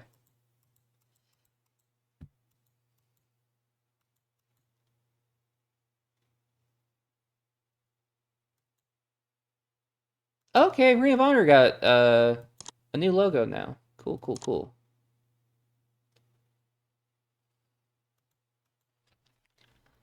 Does that translate into well, I guess I should. No, not that. Is it this? Okay. Ring of Honor. Ring of Honor. Da, da, da, da. Oh, this is the Academy. Oh shit. No, that's not. Okay. Oh, it's this one. That's the fucking.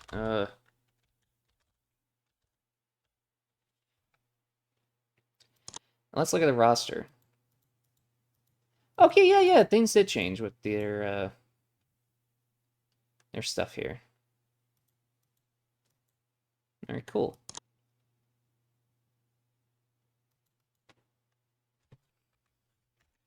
Yeah, at the moment, I want these guys to just cook on the independents. I'm surprised Brian isn't like considered the best independent wrestler right now. Well, he has an average of 60, so it definitely could be better.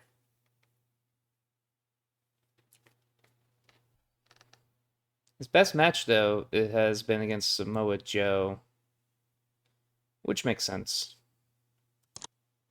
And it seems like Samoa Joe is still their champion down in ROH. Yeah, the current number one contender trophy holder is Striker. Brian Kendrick is current pure champion. He's been champ for 69 days, defended it 5 times. The current tag team champions are the Briscoes, defended it 8 times so far. Last defended it 40 days ago. Kendrick defended his 7 days ago. Oh! What the fuck? What the fuck?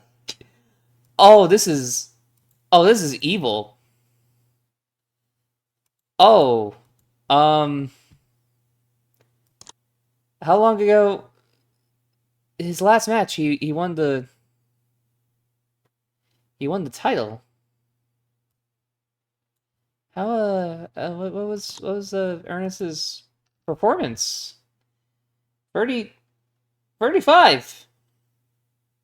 And he beat Samoa Joe for the ROH World title. Huh. That's interesting. I okay, man. Sure. I imagine Christy Hemme is not going to be really all that over, but she's got potential. She can go potentially. She's got great sex appeal. So, you know, I don't hate the idea of her debuting on SmackDown as a lovable manager for somebody. I just need to think of somebody who she would be a good manager for. Oh, wait, she could be with Paul Linden. Maybe. Yeah. Do like the young dude with the hot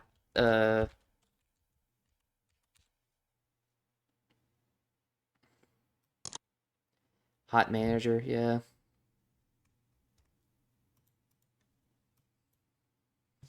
Yeah, we can introduce that next week for sure.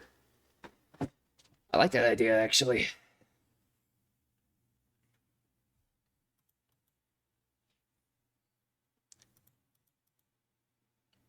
What's AJ's average? I wonder. 69 at the moment.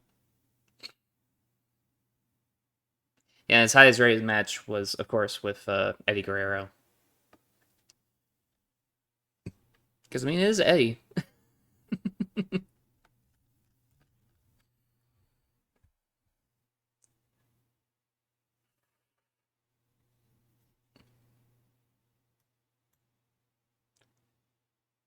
Dude, I did like a set. I do feel kind of bad for invading and sapping TNA dry of anybody who is good, but hey, man. I want to book guys who don't suck dog dick, alright? That's what I want to do.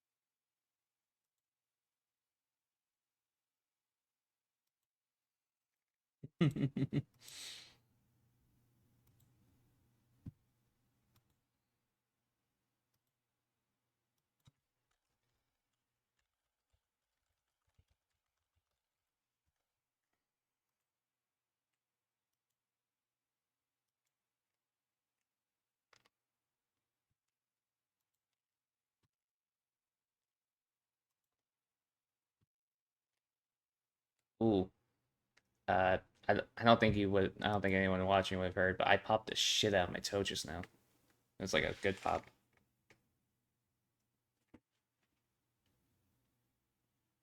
Sometimes you gotta fucking stretch out and pop some shit, you know? Especially if you are sitting in front of a computer for a couple hours streaming to like maybe one or two people.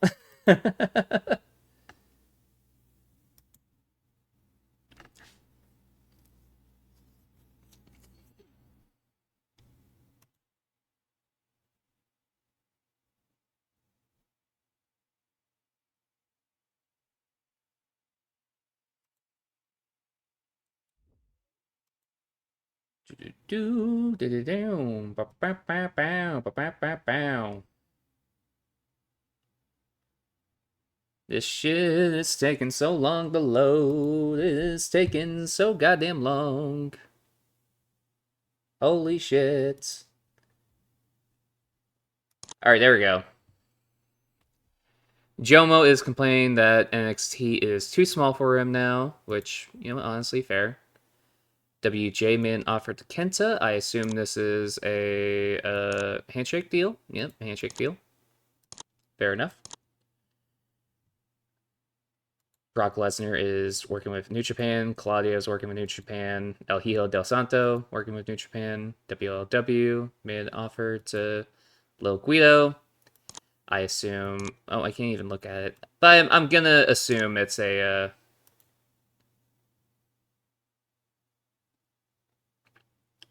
very small. Yeah, insignificant company. They are very small. Yeah, okay. This tracks. I mean, they got Rick Steiner on their roster, so they got money. Nicho is working with New Japan right now. He 44 oh 442,000 fucking viewers. God damn. Okay, hold on. I need to check and see. Is this going to be like a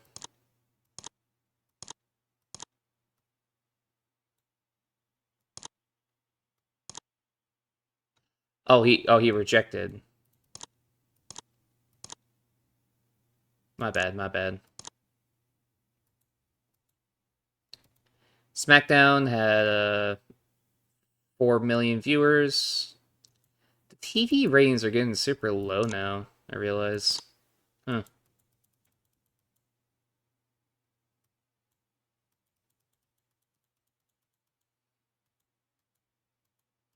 that's crazy. Okay. Oh, my neck. I didn't even look at the angle ideas. The Steven Richards one is very risky, so we're deleting that one. We'll use the Randy Orton one tonight. We got a couple other angle ideas too. Near certain scene that's safe bet. Gimmick idea that is a safe bet. Well, Chrissy has yet to debut, so Chrissy, your gimmick is going to get a gimmick idea, creative idea, whatever. That way, when you debut, you'll actually get something.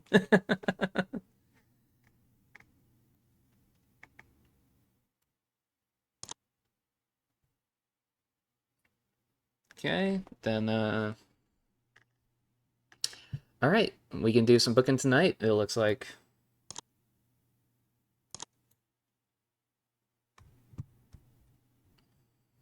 So let's do.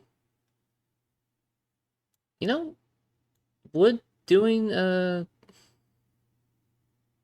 Okay, languages are English and Spanish. Is there any arena here in? Oh yeah,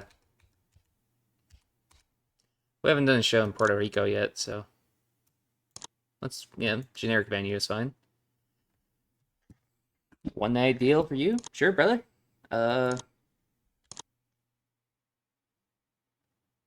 Gail Kim, Mickey James, and Daphne got some training.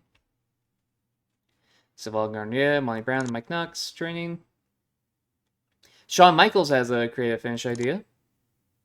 Jack Doan did some funny cartoon drawings. Roddy Piper was brought before Wrestler's Court, accused of making a mess backstage and not cleaning up.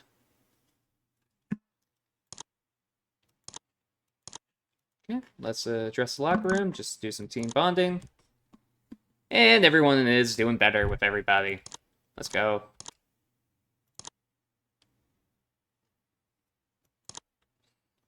So, now let's look at some other local workers.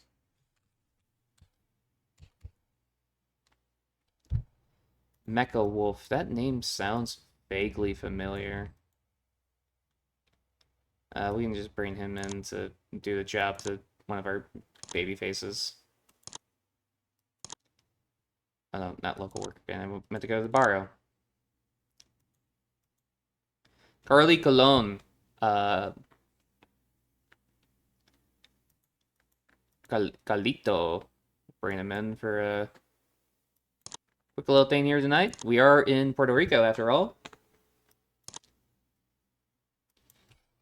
And I think a good match to test him out would be against Jeff Hardy in the main event.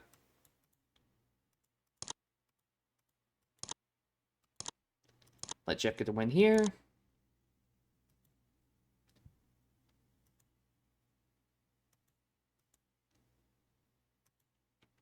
And you know what? We can have Matt Hardy go against Mecha Wolf.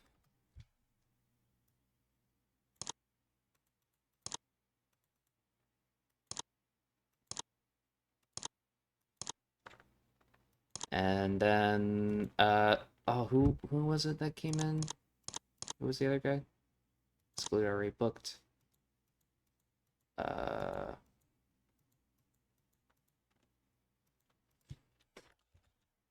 Chicano. Okay. And who is the face that needs a win still out of our men's? Very warm, very warm. White hot. He's unimportant, so he's not the option. Very warm and hot. Tajiri. Tajiri could. Well, no, Tajiri's gonna be in action tonight on Raw. So Rhino, you get a free win, buddy. You can do some domination too. All right, bet. There we go. That works. This is a okay enough card. Mostly bring in some local Puerto Rico guys. And I'm thinking we can do a segment with Carlito. Carly Colon comes out to call out a real star. Wants rock, but gets Jeff.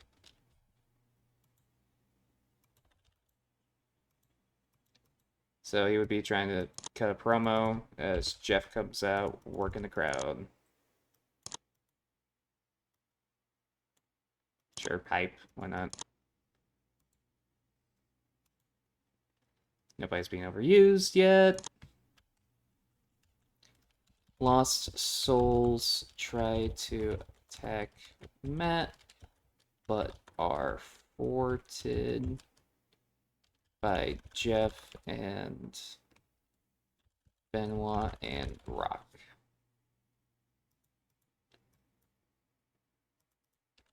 So Matt Hardy, I guess we could label him as victim.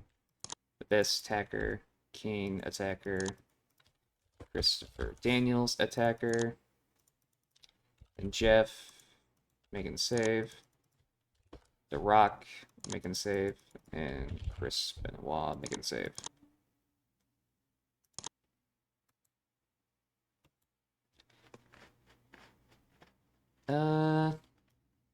What's some other stuff we can do on Heat real quick? Orton and Flair talk smack on HBK. Little backstage interview. Storyline development. Ric Flair being interviewed. Randy Orton also being interviewed. Lillian can be our interviewer. And Sean is off screen. And Flair doesn't want a script, so no script.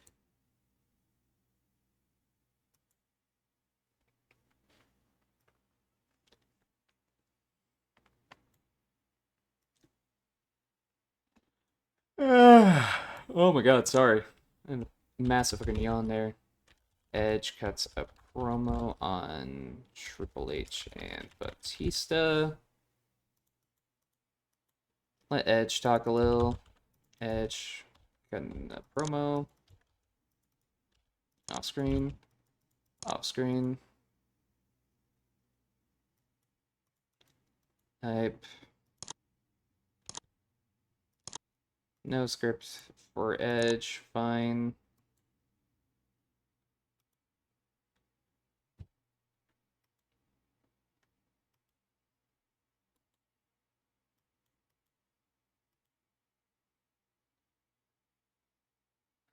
Uh,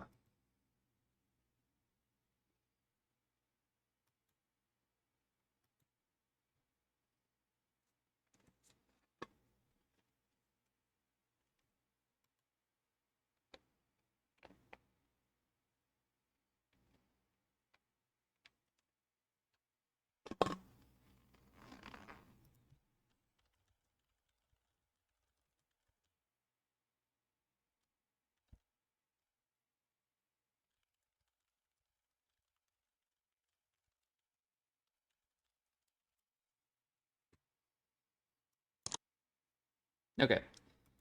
Uh, I forget. No. Okay. I can.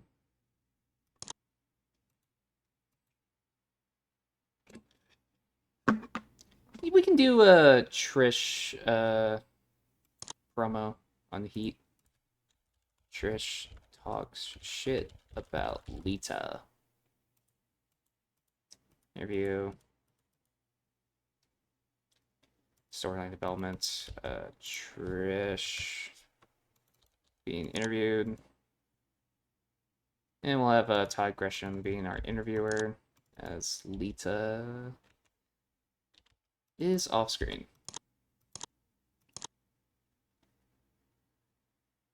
Alright, and let's see how the show goes. The Trish promo was alright. The storyline heat went down so hard that a 63 gains his heat. So, yeah, you know. The match with Rhino got a 54. Rhino carried the performance, though. Chicano didn't do too bad, though. Fucking 41. Goddamn. Oh, wow. This only did 63. That's disappointing. But then Orton and Flair, pick things up. It's fine. 86. Matt Hardy is getting better at a gimmick that is already legendary. Holy moly. This guy.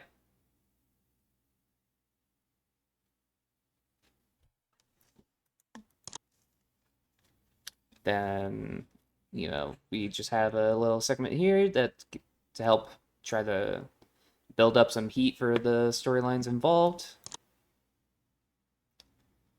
The Carly Galone promo was a 65, and Jeff being involved probably made it a lot better. And the match was a 70. Jeff with a 79. That's definitely gonna help out Garly, I feel. And that's a 70 heat, baby. Get some character ideas, because I feel like these are the most important ones at the moment.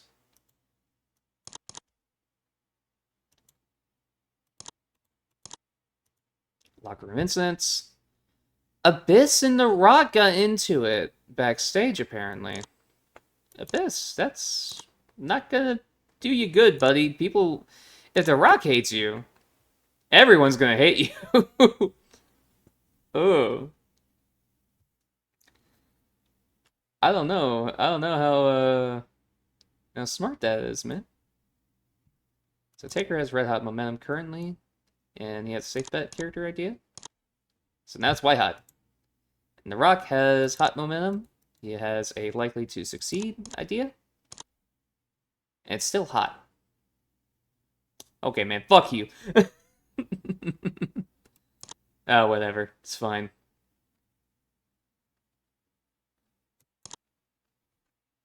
So tonight we'll do a main event match.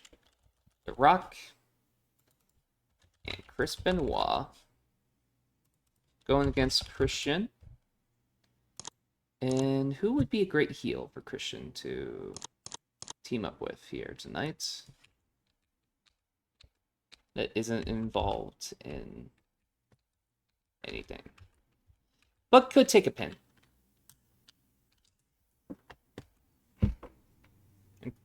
I guess I'm gonna just default to Flair. Yeah, I mean, I can't think of anybody better than Flair to help out Abyss. A bit, not the hell.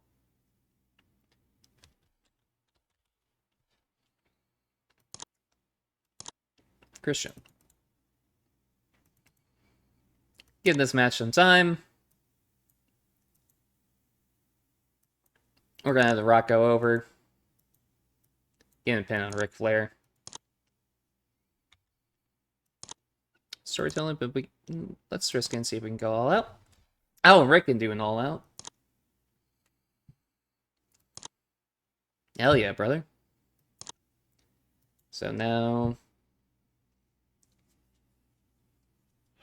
we got 2 matches to book. We can do Randy Orton and Shane Helms. This can be our steal the show match tonight. Randy Orton going over.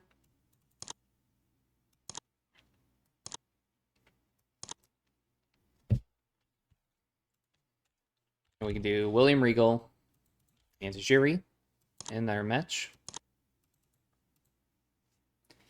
And I think this one, we could get away with making it a wild brawl with Regal going over. And Regal will have a tainted win here. Because, of course.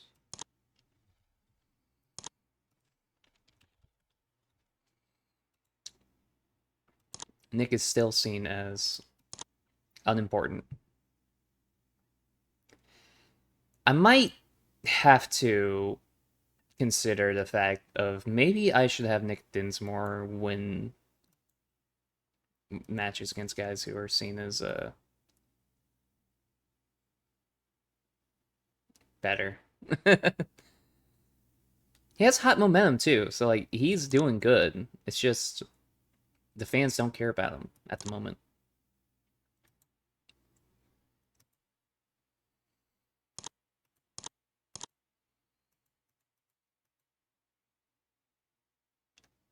All right.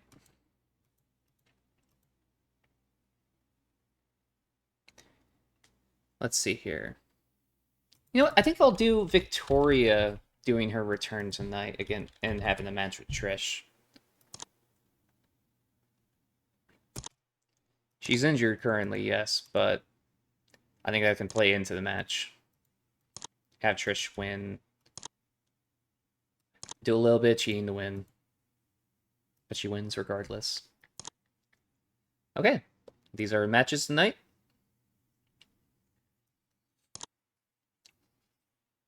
And you know what I think Puerto Rico would love? I think they would love a Triple H Town Hall I think they would love it. So, Triple H and Batista come out to talk about Edge once again. Triple H mocks Edge in the ring. Storyline development. Batista kind of promo, as is Triple H. Edge is off screen currently. Edge comes out and makes a challenge for next week. Him versus Batista.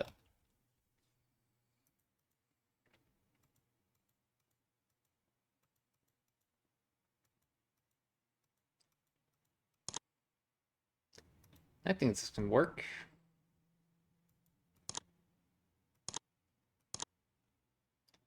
Oh, wait, right. No scripts. No scripts for these guys. Because scripts are for fucking pussies! If you use a script, you should fucking die! Because that's how it works, right?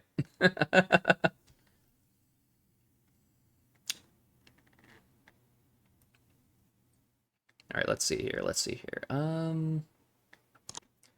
So then after that, we can do Trish hosts an open challenge for her title when the music of Victoria hits. Victoria hasn't been around for quite some time, so we can play it off as a surprise.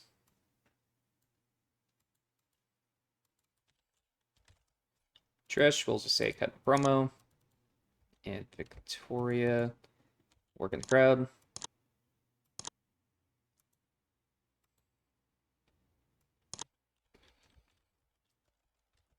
Trish looks to further harm Victoria when both Lita and... No, shit. Nikki make the save.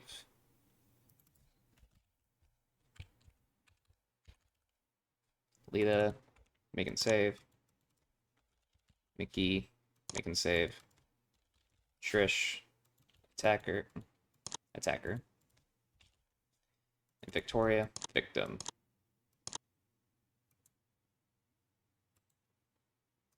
Oh. Victoria is being slightly overused on the show.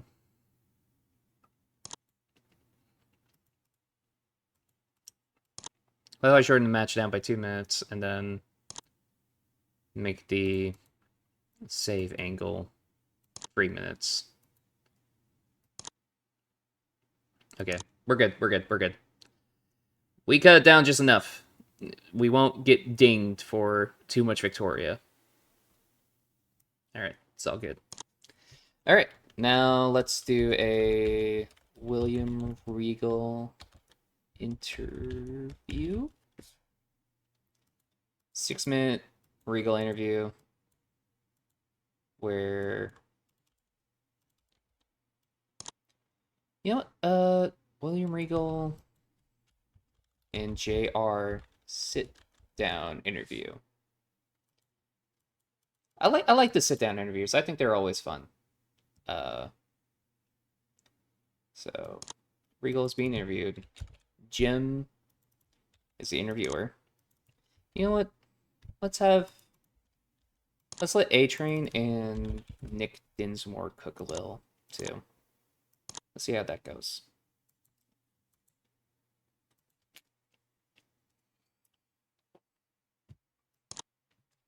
All right, Regal and no. The Lords of the Ring look to further hurt Tajiri when Jeff and HBK and Rhino make the save.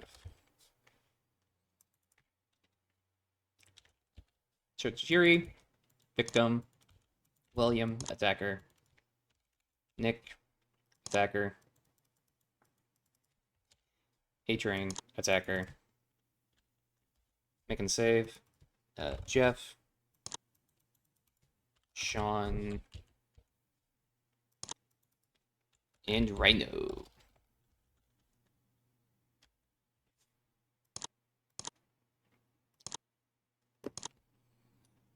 No overuse.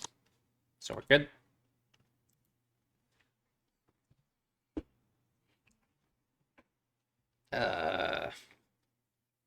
Okay. Orton cuts a promo on both HBK. Well, on HBK, Hardy, and Helms.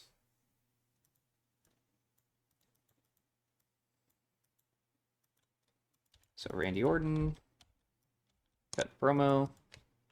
Jeff is going to be off screen, as is Sean and Shane Helms.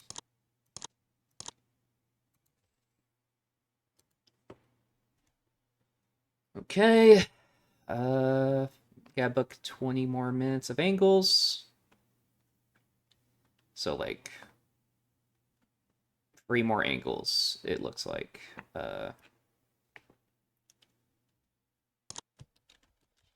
Christian heads to Eric's office. He is looking to see if Eric has found a partner for him yet.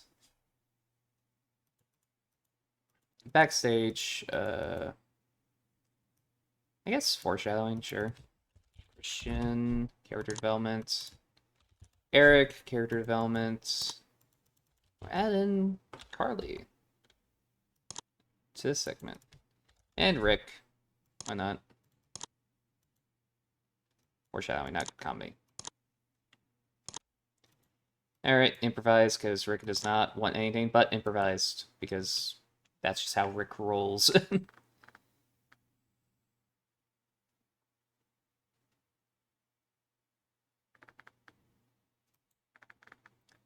And, yeah, okay, we can do that there.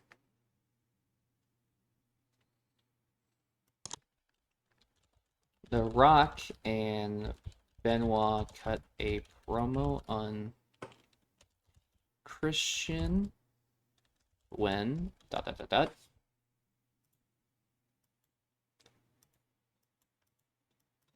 this part be an interview. It's hype. The Rock being interviewed. Chris Benoit being interviewed. And we'll have Roddy Piper be the interviewer this time around. And then, fucking... Yeah, that's just... Oh, wait, hang on, forgot. Christian... Off-screen. Copy of part 1. That's shorter. And a bit of a comedy segment, too. Where Carly Colon makes his way in here. Only for The Rock to make fun of him, along with Benoit. And Roddy is background player. There we go. No script here.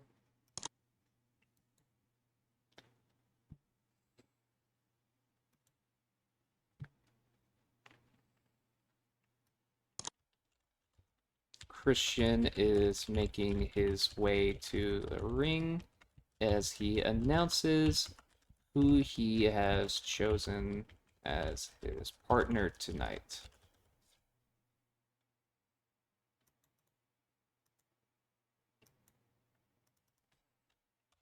Chris Benoit, working the crowd. The Rock, working the crowd. Christian, cutting a promo. And we can say Ric Flair also cuts a promo here.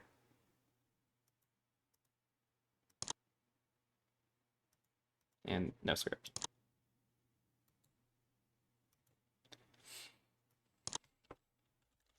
Post-match, Christian gets Flair to call in that favor as Evolution helps Christian lay out Rock and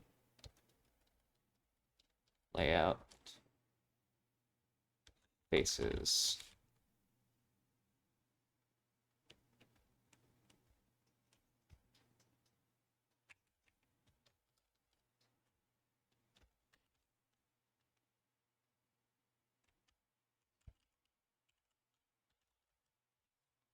Lay out the faces. All right, there we go.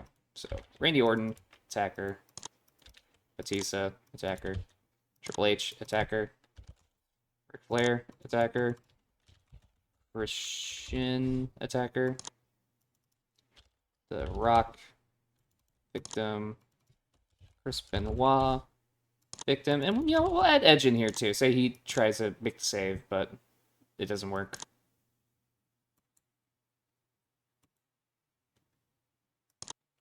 Alright, just make sure, nobody's being overused. We are in the limit. And the only negative we have is that Victoria is going to wrestle injured, but I think it'll be fine. So we start the show with the Triple H Town Hall. Get some heat going on for the storyline, for sure. It's going to be helping out a lot. And, Edge being in this segment might help his pop, hopefully. Trish and Victoria got a 70 for the segment. And the match itself was very not great. The injury Victoria has is hurting her a lot. But I feel like in the match they can tell the story with that real quick.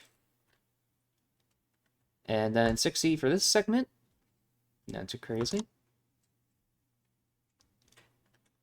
Oh, Carly Colon works really well with no script. Good to know. Any forward promo with him involved is also going to be a big thing. A-Train, Nick Dinsmore, and Regal with having their interview with Jim Ross. Got like about a 60. And then fucking Regal and Tajiri pull out an 81 on Raw. Because they're goated like that. Then the babyface is making a save. Also got an 81. Then a 90 for the fucking Rock and Benoit and Carly segments. Good to know, good to know. 85 for Orton, just cutting a promo on the two guys that have made it into round 2 and his upcoming opponent. Then Orton and Hurricane got an 84. Hurricane was off his game, unfortunately. So that does suck. But, other than that, pretty good match. Then, 97 promo from Christian and Ric Flair. There we fucking go. Christian performing poorly, apparently. Even though it's Christian. Then a 90 for the fucking tag match player, Holla Holla. The Rock was also really off his game, too. Then the heels got their heat back. And overall, a 90 Raw. Wow. 90 rated episode of Raw in Puerto Rico. Wow.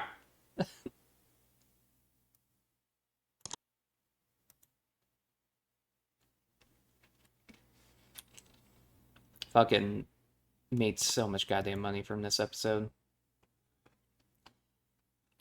Nearly every area in the US went up by a point. Got some points in the UK as well, and got some points in India. Pretty damn good episode of Raw. Golly.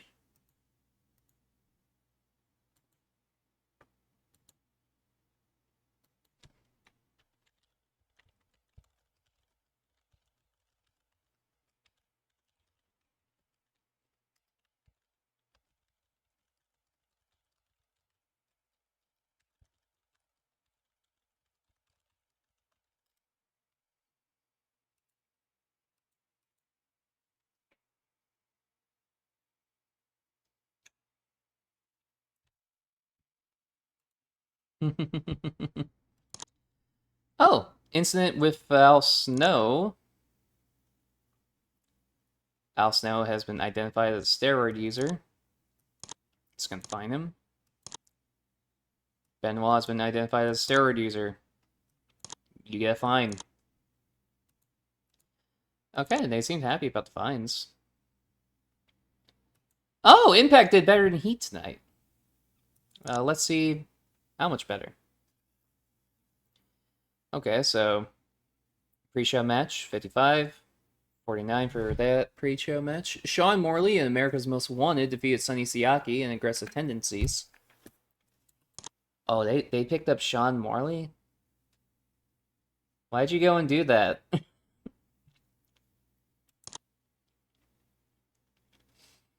China and Shane Douglas beat Glenn Gilbert and Jalen Swinner. Jeff Jarrett defeated Conan by DQ. A fuck finish in a Jeff Jarrett and Conan match. No way. No way. And DDP beat Buff Bagwell. DDP got a 70. Okay, Diamond, I see you.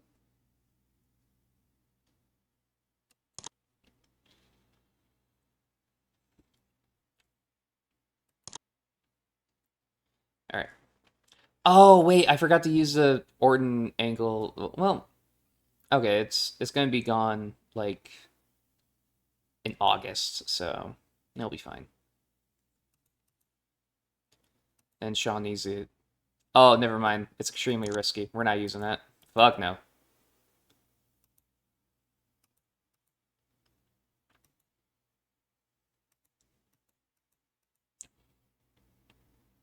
We'll need to use a couple of these soon, though. For sure. Let's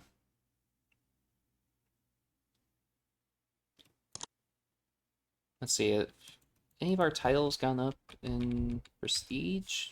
Did the women's go up in Prestige? A little bit. We're at 42 right now. And this hasn't gone up just yet.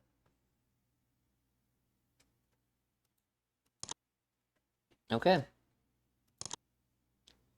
Our top 5 is... Oh, well... Man. Or wait, no, I think Sean was on there last time. Never mind.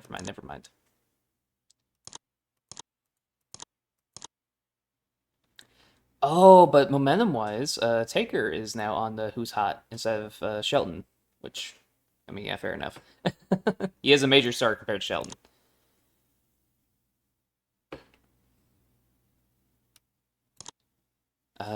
And let me go back down to developmental. Carly Colon, you were in a lot of really highly regarded segments on Raw. So you went up to 18, like everywhere. So, okay. Ain't too bad.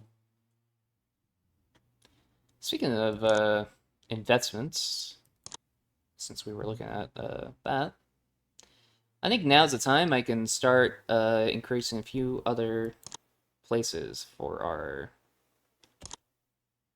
WWE On Demand. Okay, better coverage in Europe and Oceania, so that'll be a big help. Alright, and I think we'll do... You know what?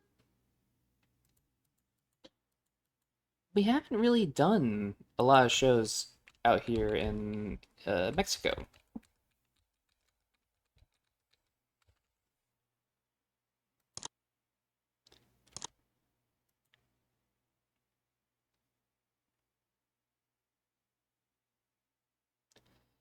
Maybe next time if it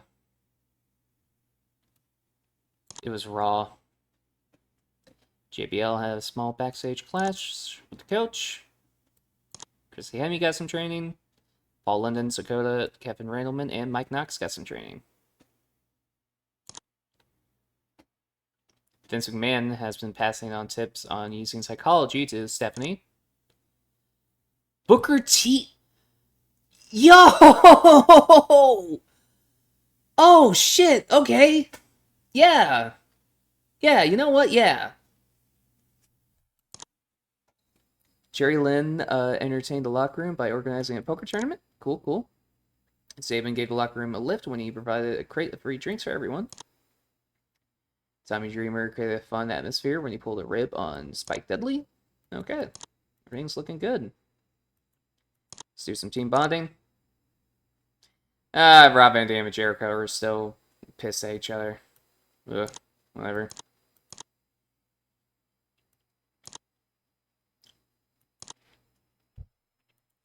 So on this episode of Velocity, I'm thinking we start using that Tommy Dreamer favor to start putting over Paul London a little bit more.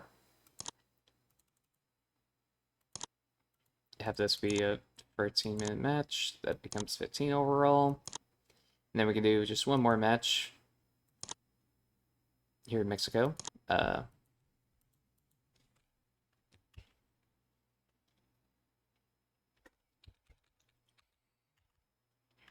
This guy's been doing great work from what I've seen. He was Indie Wrestler of the Year. So, what's your average been?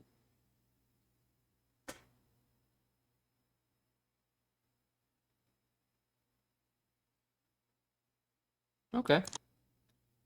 All right, man. Come on in for a quick little matchup tonight.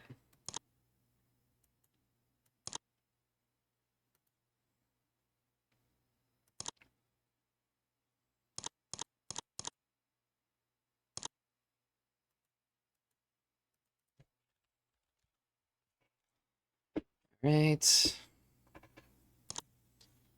Then let's see. Well, Chavo's gonna be in competition tonight. So, you know what? This is a rarity. Let's put Kurt Angle in a match on Velocity. Fuck it, bro. It's gonna be one of those like insane things that the WWE Vault puts on in like in like 2025. You know, like this is one of those things like the WWE Vault just uploads a random match between Sicko Delico. I don't know how you say his fucking name, but hey, whatever. Somebody would look at this and go, "Oh, this is real fucking graps, brother." All right. Ron Killings cuts a promo on the King of Ring.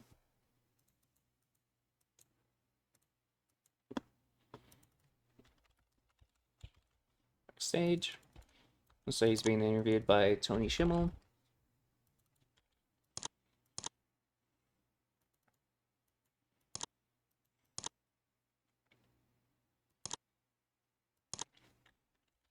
JBL puts over his boys. Dos. Just we're gonna repeat this segment again just to see if this is going any better, I feel. Mark Jindrak, background player. Sakota, background player. Gio, background player. Danny, background player. And Doug, background player.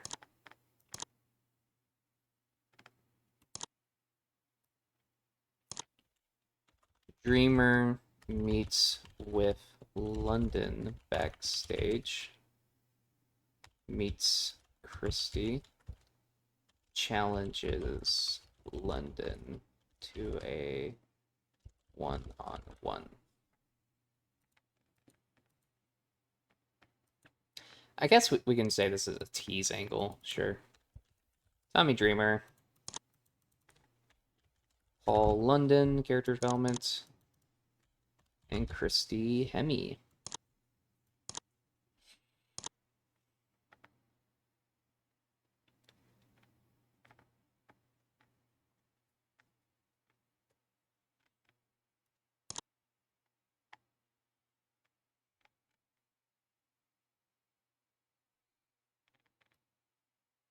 Okay.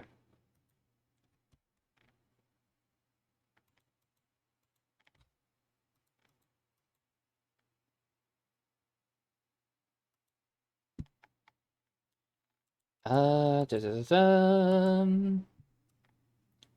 Okay, we need 7 more minutes of stuff.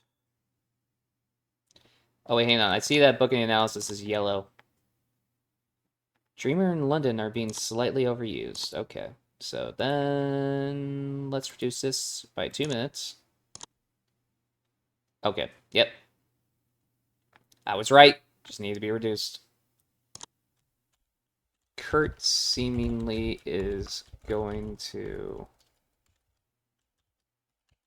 further harm his opponent when Taker does spooky magic shit.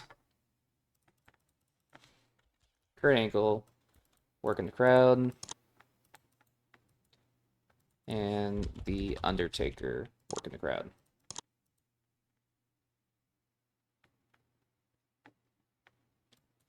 You know, we can kind of lay it out. It's a bit of a comedy segment. Sure, why not?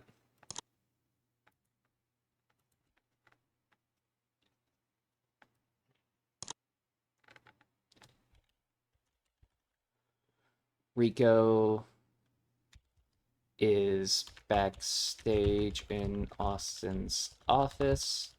He accidentally annoys Austin, gets stunned for it.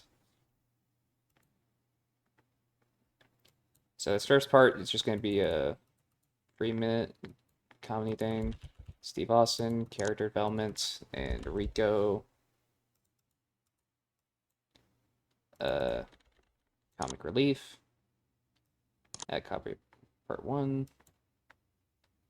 Then Rico, victim. Steve, attacker.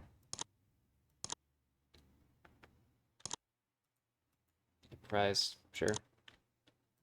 Alright, there we go. Alright, this is the velocity tonight, and let's see how it goes. 75 and 86 here.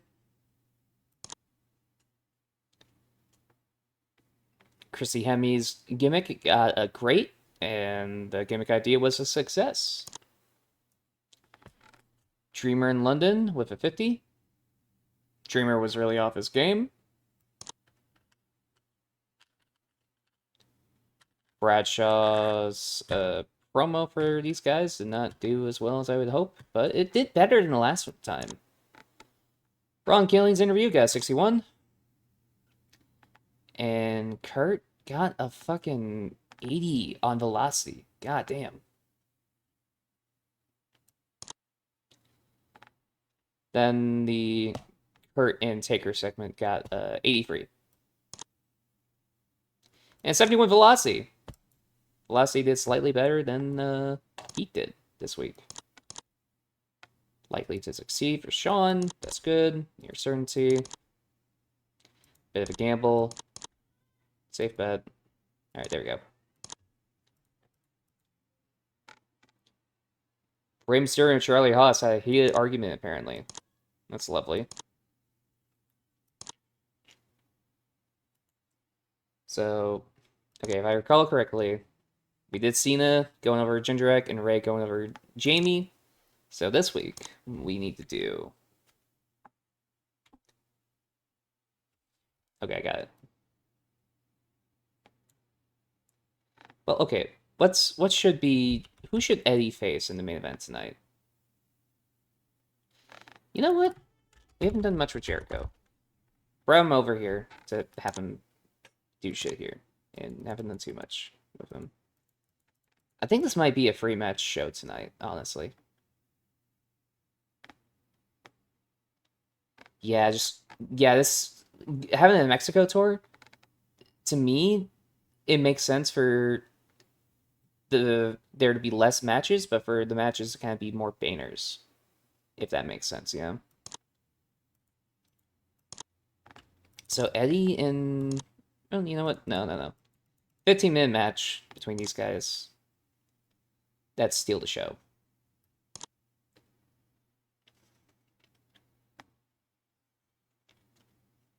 Okay.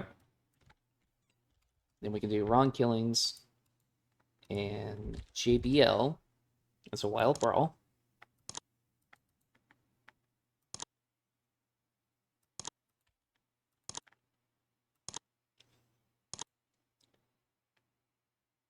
And this match specifically can be a hardcore match.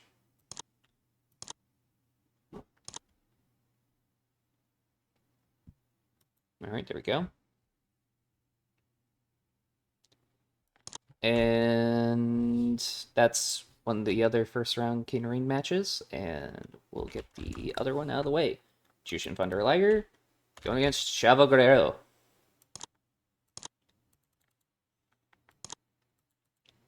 And Chavo is simply going to win. Actually, 15-minute match. Because we can make this technical.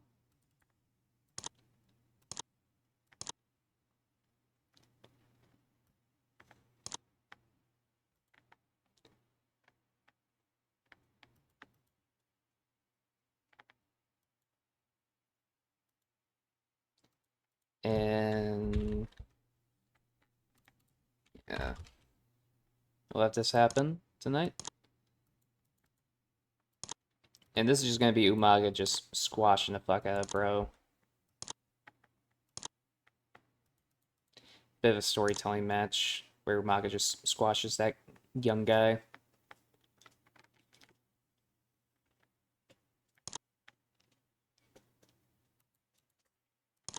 You know what? I think we'll do Tommy and Paul London again tonight.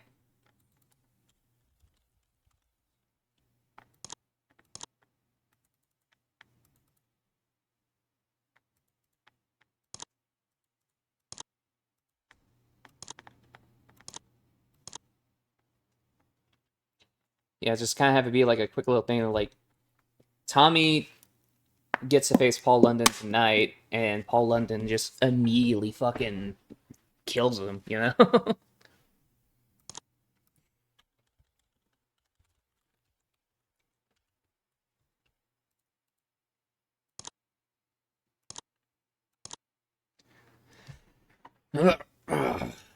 Okay. Sorry, I gotta do a quick stretch. My apologies. Oh. Okay. So now we can open the show with an Eddie Town Hall. Eddie welcomes his countrymen to SmackDown. I kind of want this to be like a longer thing where Eddie's kind of promo and Booker T can be off screen. And copy part 1. 4-minute segment. Jericho comes out, says he wants to have a match with Eddie tonight, remembering the good old days. Chris Jericho, kind of promo. And yeah. This is one of those few times where we actually have one of these matches be set up to like have a. Oh hey, this is just a friendly contest. You know, they don't do that often. Dreamer is looking shocked at the loss when suddenly Styles attacks London. Dreamer makes the save. Yeah, we can say this is character development. AJ attacker, Paul London victim.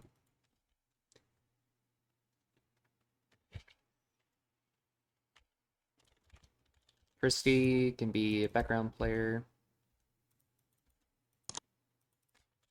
And Tommy Dreamer makes the save.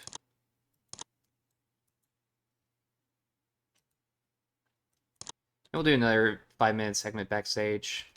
Backstage, London is introduced to Christy. Christy offers her services to London.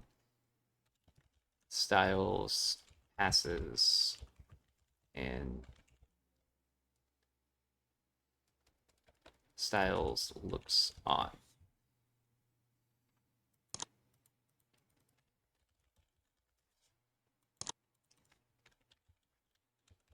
Oh, fuck. Alright, whatever.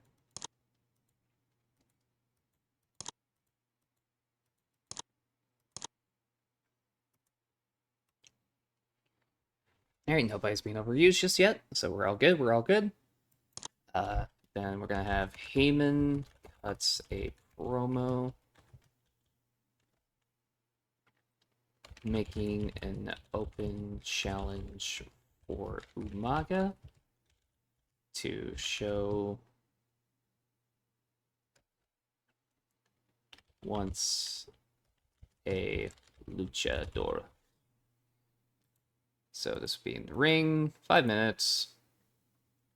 Storyline development, sure. Umaga is looking intimidating.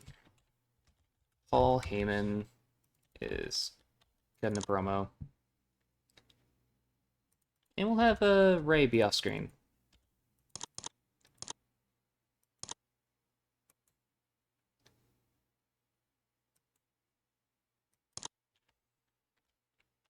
Umaga is looking to keep up his attack when Ray makes the save. Ray making save. Victim. Umaga attacker.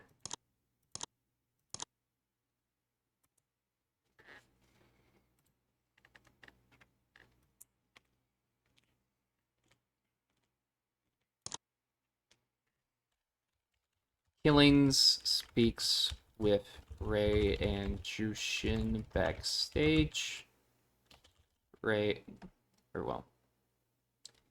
Killings is interviewed about his match. Cena comes by and wishes luck. So Ron Killings being interviewed for like 3 minutes.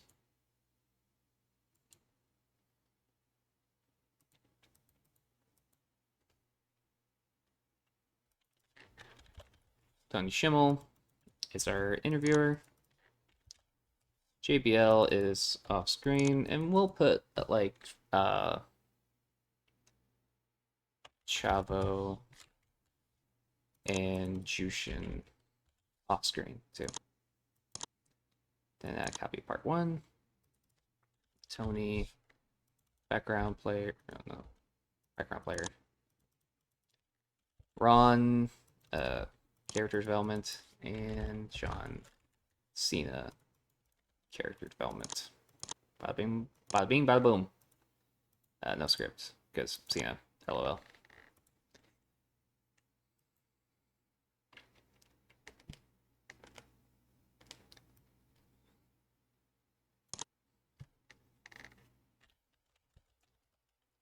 Chavo cuts a promo in the ring, says that he's going to become king and take the WWE title.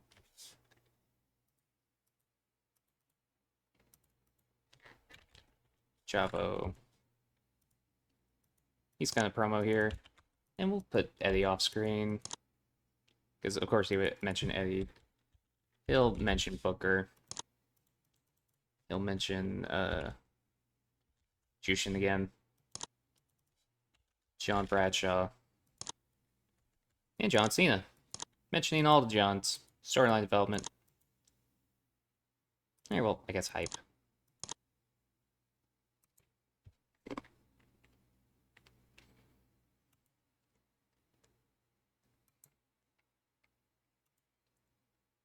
Oh, this needs to be like what opens the show. Right, because this is a technical match. Good thing I remembered that.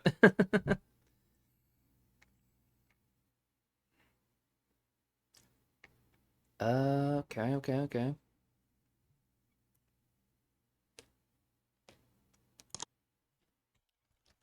Backstage, Jerry Lynn speaks to Austin.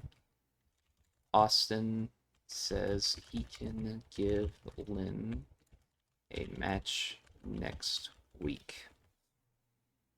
I guess this can be a hype thing backstage between these guys. 6-minute angle. We'll put Styles off screen for it just to advance that storyline. Jerry Lynn, character development. Steve Austin, character development. And Theodore Long, character development. And I know there is going to be no script because Austin, LOL.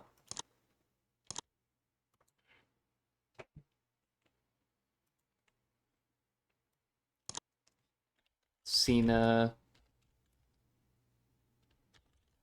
Ray.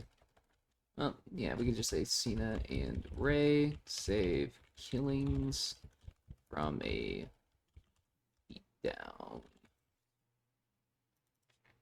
Ron, victim. Akio, attacker. Sakota, attacker. Danny, attacker. Doug, attacker. Who else is... Oh yeah, Mark Jindrak. And Bradshaw. We got Cena, making save. And Ray's making save.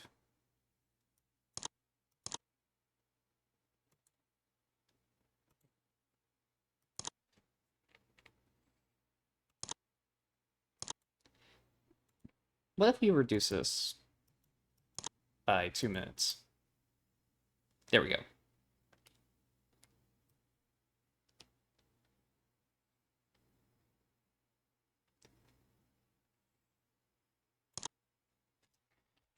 Kurt cuts a solo promo on Taker.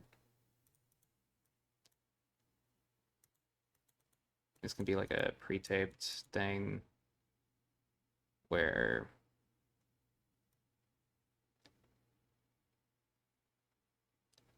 yeah, do a storyline development thing. The hell? Kurt cutting a promo. Nope, cutting a promo.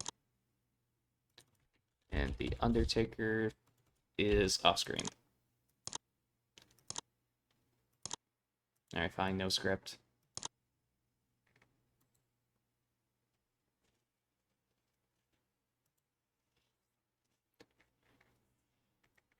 And we'll let Taker cut a promo as well. The Undertaker cuts a promo on Hurt. Outside broadcast, video, pre-taped, hype. The Undertaker cutting a promo. And Kurt is off screen this time around. Blah.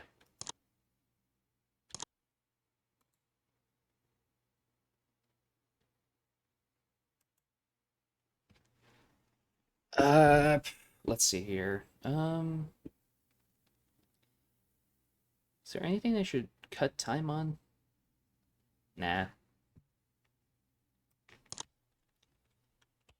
Eddie and Chris go to shake hands, but Booker T attacks both with his belt.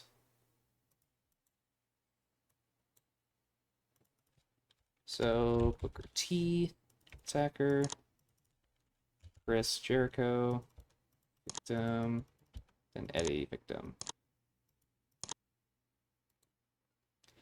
All right, this is a pretty good show, methinks. Let's see if the game agrees.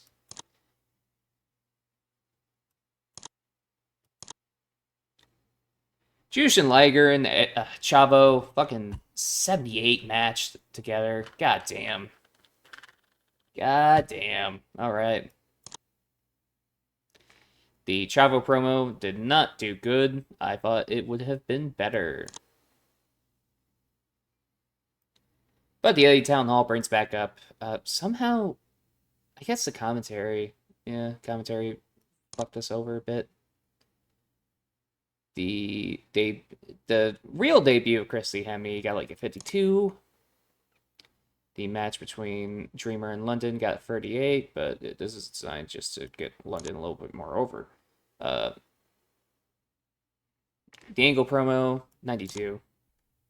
Oh, things were out of order a little bit. Ugh, whatever. Got a 62 though, so it's fine. The Heyman promo got a 75 and lost seat. Interesting. 54 for this segment. But then 91 for Ray making the save. 92 promo from Taker. 73 for this overall segment. Could have definitely been better. But then 80 between fucking Killings and JBL. No storyline even attached to it. Lost some heat here. I think we lost heat here simply because Pop. And it's good here. Nearly an 80 promo. The Olympic Woe storyline lost a little bit of heat though. Jericho and Eddie. This should have been better? Or how heavily were we penalized for? Okay. Penalized for odd face heel combination and the lack of associated storyline. Okay. 84. Yeah, alright, yeah. That was a bit of a weaker episode, I will be honest. Ticket sales were only 25? What the fuck?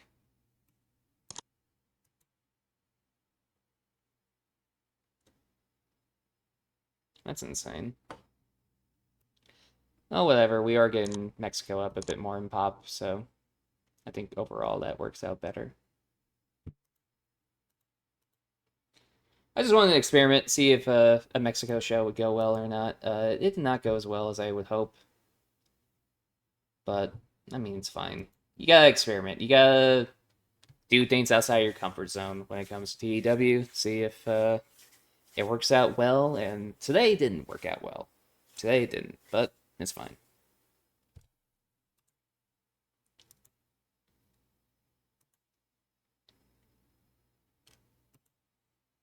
Okay. We got some emails. Jushin has officially left New Japan.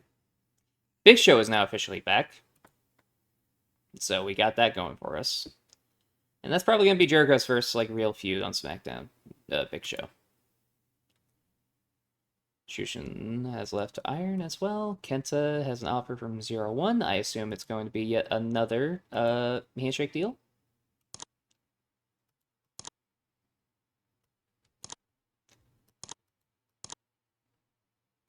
Yeah, okay. Makes sense, makes sense. Christy Hemme has poor ring psychology. She is probably not worth keeping around. She just debuted, Kurt. She's gonna suck fucking psychology-wise because it is Christy Hemme, but she just came around, man. Be a little nice.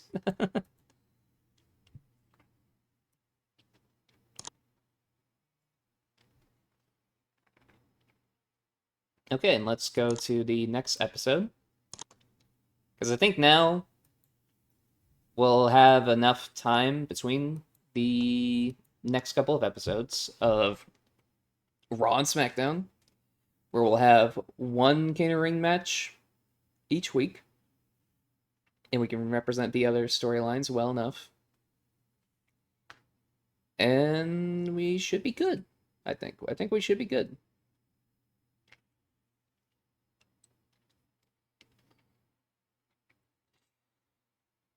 And yeah, definitely want to do Jericho and Big Show. I think that'll be a very fun feud for two of them to be involved in. Yeah.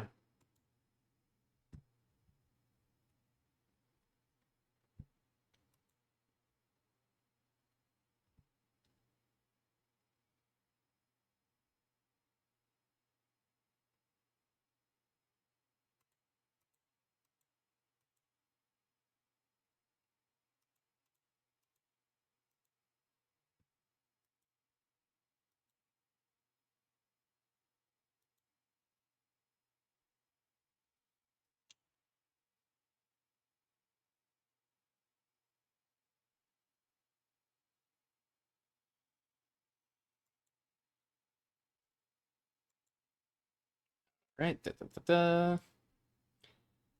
Oh God. Hi. Oh, hi, Ricky Morton. Just Jesus. Oh, it's like a jump scare.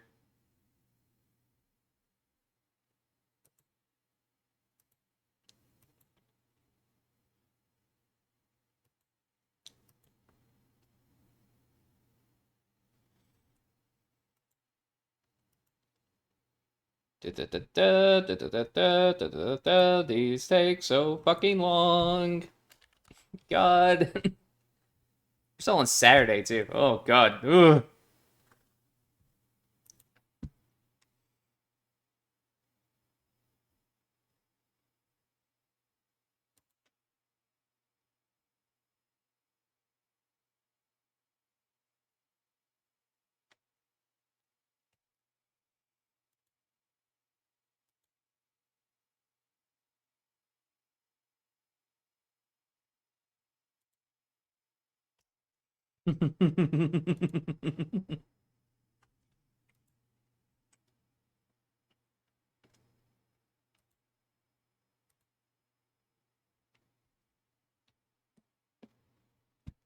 All right. We got some emails real quick. Mark Magnus strained his bicep. House shows did pretty good.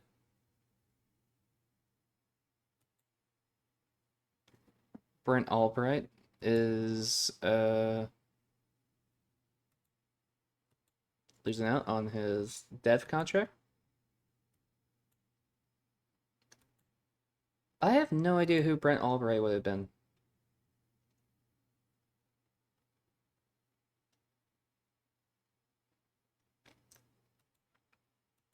I I have no interest in you.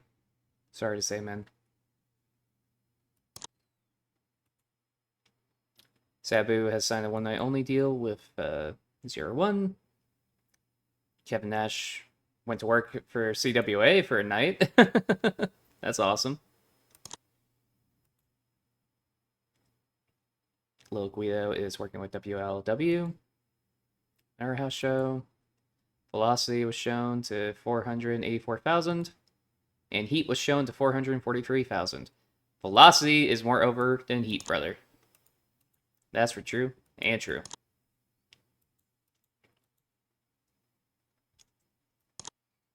Okay, yes. Doing this the way I want to do it. We'll have not semifinal, quarterfinal tonight, quarterfinal next week, quarterfinal tomorrow on SmackDown, quarterfinal next week on SmackDown. And I think that'll go well. I think. And then we can do what matches remain.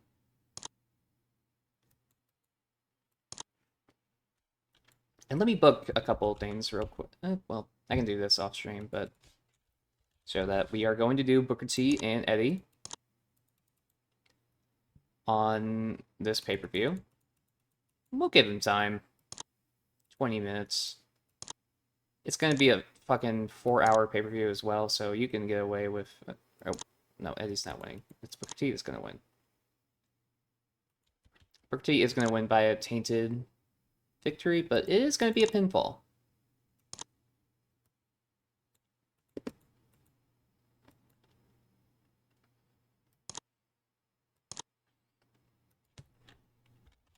Christian and Benoit will face off for the World Heavyweight title.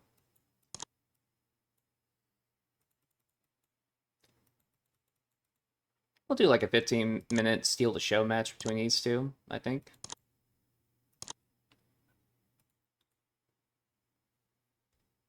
World Heavyweight. We can do a tag team match that's got some steps behind it. I think it'd be fun if we did a Hardy's patented ladder match against Abyss and Christopher Daniels.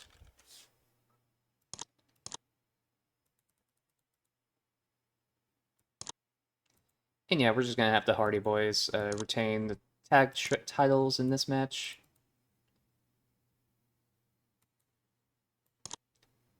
Then we can also do a four-way tag of all the SmackDown tag teams, where we'll have Danny and Doug. We can do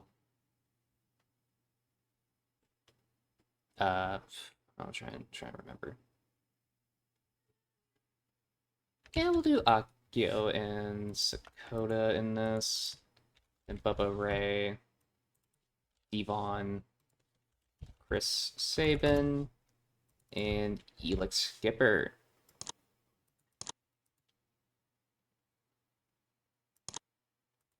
And we're gonna have Sabin get the win. Oh.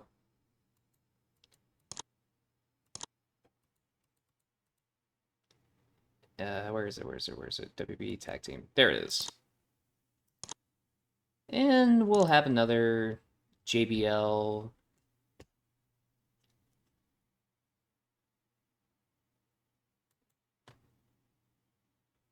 Do a JBL and Ron Killing strap match for the US title.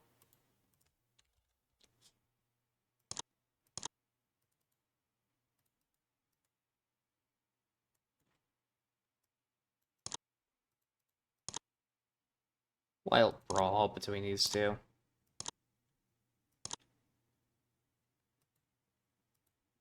We'll do Edge, Batista, and Triple H as a triple threat.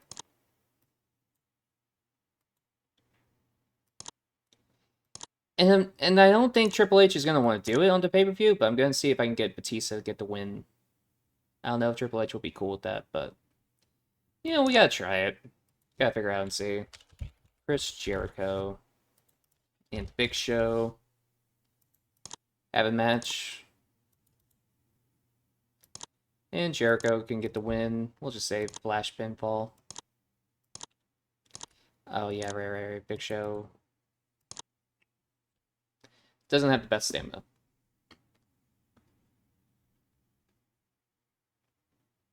Alright.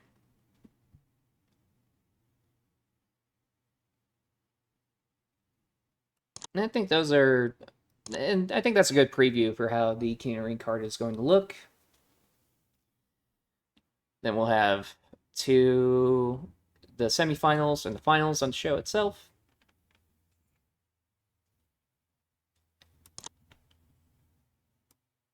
Oh, yes, and I should do a Monty Brown match on the show. Monty Brown. Uh...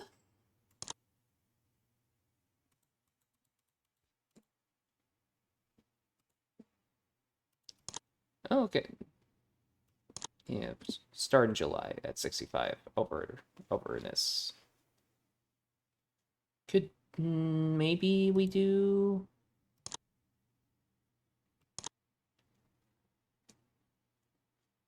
No, I don't think we should do the rematch.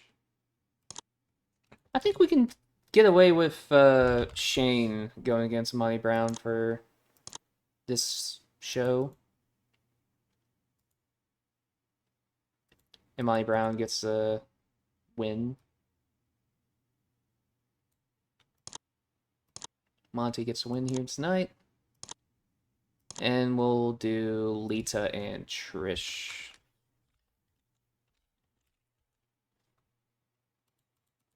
On this show. We'll give it a stipulation. 2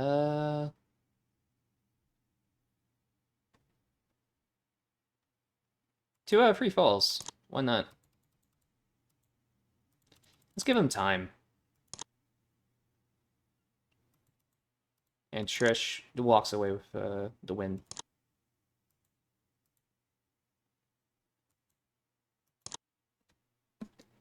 For sure. Okay, 9 matches before we get there.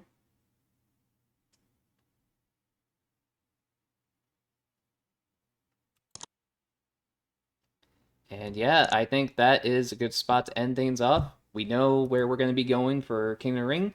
We have ideas on who might win King of the Ring. If you guys have been guessing, I want to know. Say if you're watching this on YouTube, leave a comment, say who you think is going to be the King of the Ring winner, and I will catch you all in the next one. Have a good night, y'all.